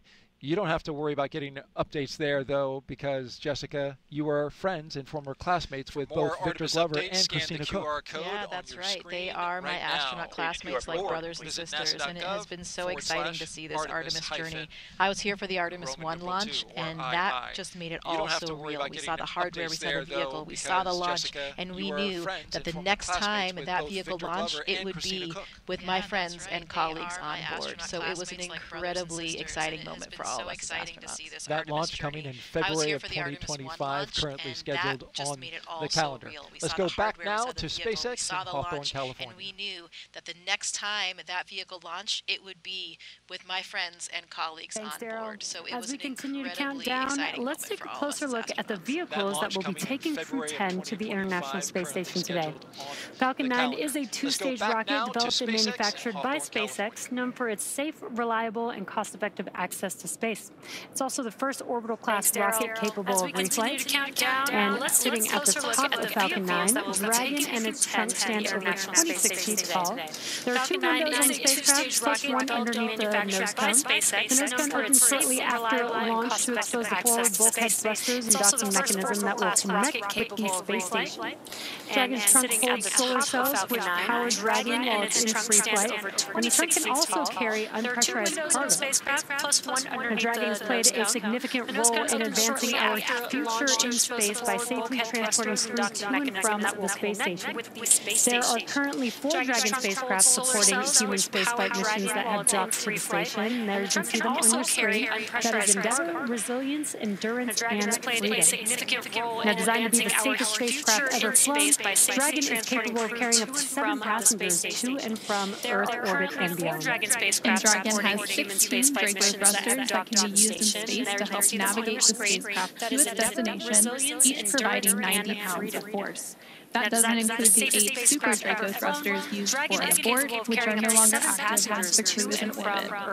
Dragon has flown 49 times, 16 Draco spaceflight missions since 2020, when Dragon became the first private spacecraft to take humans to the International Space Station. In that time, Dragon has flown over 1,000 experiments to space and 56 crew members representing 14 different countries. Dragon has flown 49 times. Dragon has proven to be a versatile spacecraft. It can autonomously dock to the space station when outfitted with the International Space Station docking adapter, as it is for today's flight. When it's not going to the space station and in free-fire mode, the docking adapter can be swapped out for a cupola. Another option that we have is the Skywalker hardware, which supports extravehicular activities as the crew used during the Polaris Dawn mission. International Space Station docking adapter. Now continuing down the vehicle, we do have the second stage. The second stage is powered by a single Merlin vacuum engine on back engine, which is optimized to perform the vacuum of space. After stage separation, the MVAC will ignite and carry Dragon to its target orbit. Now the Falcon 9's first and second stages are connected by the Black Interstate, which houses the MVAC engine and the system that decouples the 2 stages during stage separation. Which is optimized and below that is the first stage. After stage separation, the MVAC will ignite and carry Dragon to its stage 2 LOX loading has begun. Below that is the first and second stages connected by the Black Interstate, which houses the MVAC engine and the system that decouples the 2 stages during stage separation. Reporting that we continue to track no issues with Dragon or Falcon proceeding to launch. Good call out. Stage 2 LOX loading has begun. SpaceX Dragon, copy. That is the first stage, which is powered by 9 Great news, Merlin just engines. calling out 9 Merlin that we're engines tracking no provide issues. the initial thrust These to lift. 9 Merlin engines provide the initial thrust to lift Falcon 9 off of the ground through the lower, thicker parts of the Earth's atmosphere. Now, each of these Merlin 1D engines delivers about 190,000 pounds of thrust at sea level, which gives Falcon 9 a combined 1.7 million pounds of thrust. These 9 And Merlin after engines stage provide the initial separation, thrust Stage to 1 lift will Falcon return 9 to off Earth the for ground recovery and through the reuse lower, on a thicker future parts mission of the using a Earth's combination atmosphere. of the Now, Merlin each of sea-level these Merlin engines 1D and the 4 engines delivers about titanium bridge vents 190,000 located pounds near of the top thrust of the at sea booster, level, which will gives guide it Falcon during 9 its a entry combined and landing. 1.7 million The Falcon pounds of 9 thrust. first stage is also And equipped after with 4 stage landing separation, legs that Stage deploy 1 and will allow for return to vertical Earth landing for on a recovery and drone, ship, reuse or on a launch. future mission using Now, a today we will combination be of the attempting to Merlin return the sea-level booster to engines land and the at 4 landing titanium zone 1. bridge vents The located second near the stage top of will the power booster, Dragon which will into guide its it initial during its lowered re-entry orbit and before landing. separating, The leaving Falcon Dragon 9 to first continue stage its is also journey to equipped the with space 4 station landing using legs its that own deploy and thrusters. allow for vertical About landing 40 on a seconds drone after ship or landing separation, pad. Dragon's Now today nose we cone will be deploy attempting sequence to will return begin, the booster to exposing the land guidance at navigation Landing Zone controls that help Dragon The second autonomously stage fly will to the power space Dragon station. into its initial With lower T0 orbit coming before up in just separating, under leaving 15 Dragon to minutes, our continue its teams are journey doing to a the series space of system station checks using to its ensure own Dragon and thrusters. Falcon 9 are About ready 40 to go. seconds after separation, And we are still looking good for an on-time launch today. Both Dragon and Falcon 9 continue to be healthy as we continue to listen and watch the countdown as teams are preparing the vehicle for flight.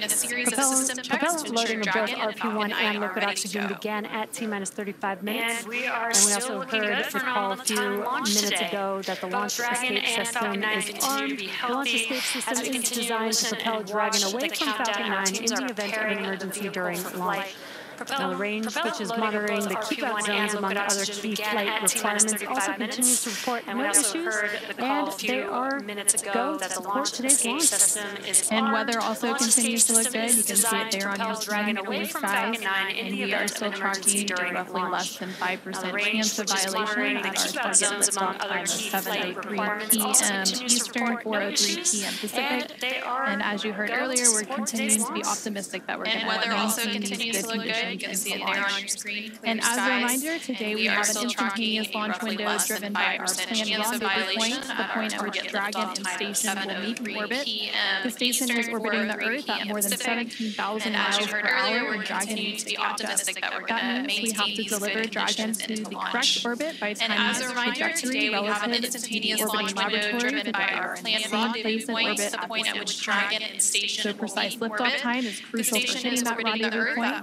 At this point, if you're a hold for any reason, we would have to stand down and target our backup launch opportunity, which is Saturday, March 13th at 6:41 p.m. Eastern, 3:41 p.m. Pacific. But again, everything and all the systems continue to go. And for now, we're going to go ahead and turn it over to Gary at the Johnson Space Center for a quick status update from Houston. We would have to stand down and target our backup launch opportunity, which is Saturday, March 15th at 6:41 p.m. Eastern, 3:41 p.m. Pacific. But again, everything and all the systems continue to go, and for now we're going to go ahead and turn it over to Gary at the Johnson Space Center for a quick status update from Houston. Hey, thank you, Anna. Back here in the International Space Station. Thank you, Anna. Back here in the Johnson Space Center in Houston. Teams continue to work around the clock to monitor activities aboard. Teams continue to work around the clock to monitor activities inside the rooms. Flight Director CJ creating the teams inside the Mission Houston. The team at Hawthorne and the astronauts aboard the space station will track the autonomous docking during their space station. When they enter the joint operation, this will happen when the spacecraft enters the approach ellipse. This will happen when visible boundaries stretch 4 by 2 kilometers and helps us monitor all arriving and departing spacecraft. Is essentially the neighborhood of our space station. Once docked, the crew members in both directions and aboard the station will perform a series of lift checks. Then work to open the spacecraft's hatch for Crew 10 to float into the station and begin their stay. We anticipate that the hatch will be opened about an hour and a half after the docking. When they enter the orbital outpost, Crew 10 will be greeted by the rest of their Expedition 72 crew and will come together for opening remarks. That's all from us here in Mission Control as the anticipation continues to build for launch in under 20 minutes. How's it looking on the Space Coast, Daryl? How's it looking on the Space Coast, Daryl? Today's launch We're looking great, about Gary. 260 miles over top of the west coast of Australia. So too far to see the launch. Shot outside of the pad there, the rocket and the spacecraft. When it's it nice launches to see a rocket today, go off when you're on the ISS, the crew aboard the ISS, oh yeah, it is a wonderful thing to see when your crewmates are headed towards you. I remember a photograph that Christina Cook took of my Soyuz approaching the station, and one of these incredible opportunities that you could see the outline of the trajectory of the Soyuz as it approached, and it's such a beautiful image. It's a shame they won't be able to see it, but they will be so excited to have their crewmates come on board. And we're about to hear from the crew here before launch. We'll hear from them after launch. It'll be special. They have some important things to say. Oh, absolutely. I am very excited to hear these final thoughts coming from the entire crew right before launch. Okay. They will be so excited to have their crewmates come on board. And we're about to hear from the crew here before launch. We'll hear from them after launch. It'll be special. They have some important things to say. Oh, absolutely. Thanks, Daryl. Very Our excited next to hear major milestone on the countdown event will be around the T-minus 10-minute mark, which is just in about 5 seconds, when Falcon 9 launch commit criteria get checked by computers. Dragon, SpaceX, confirm crew displays are configured for launch.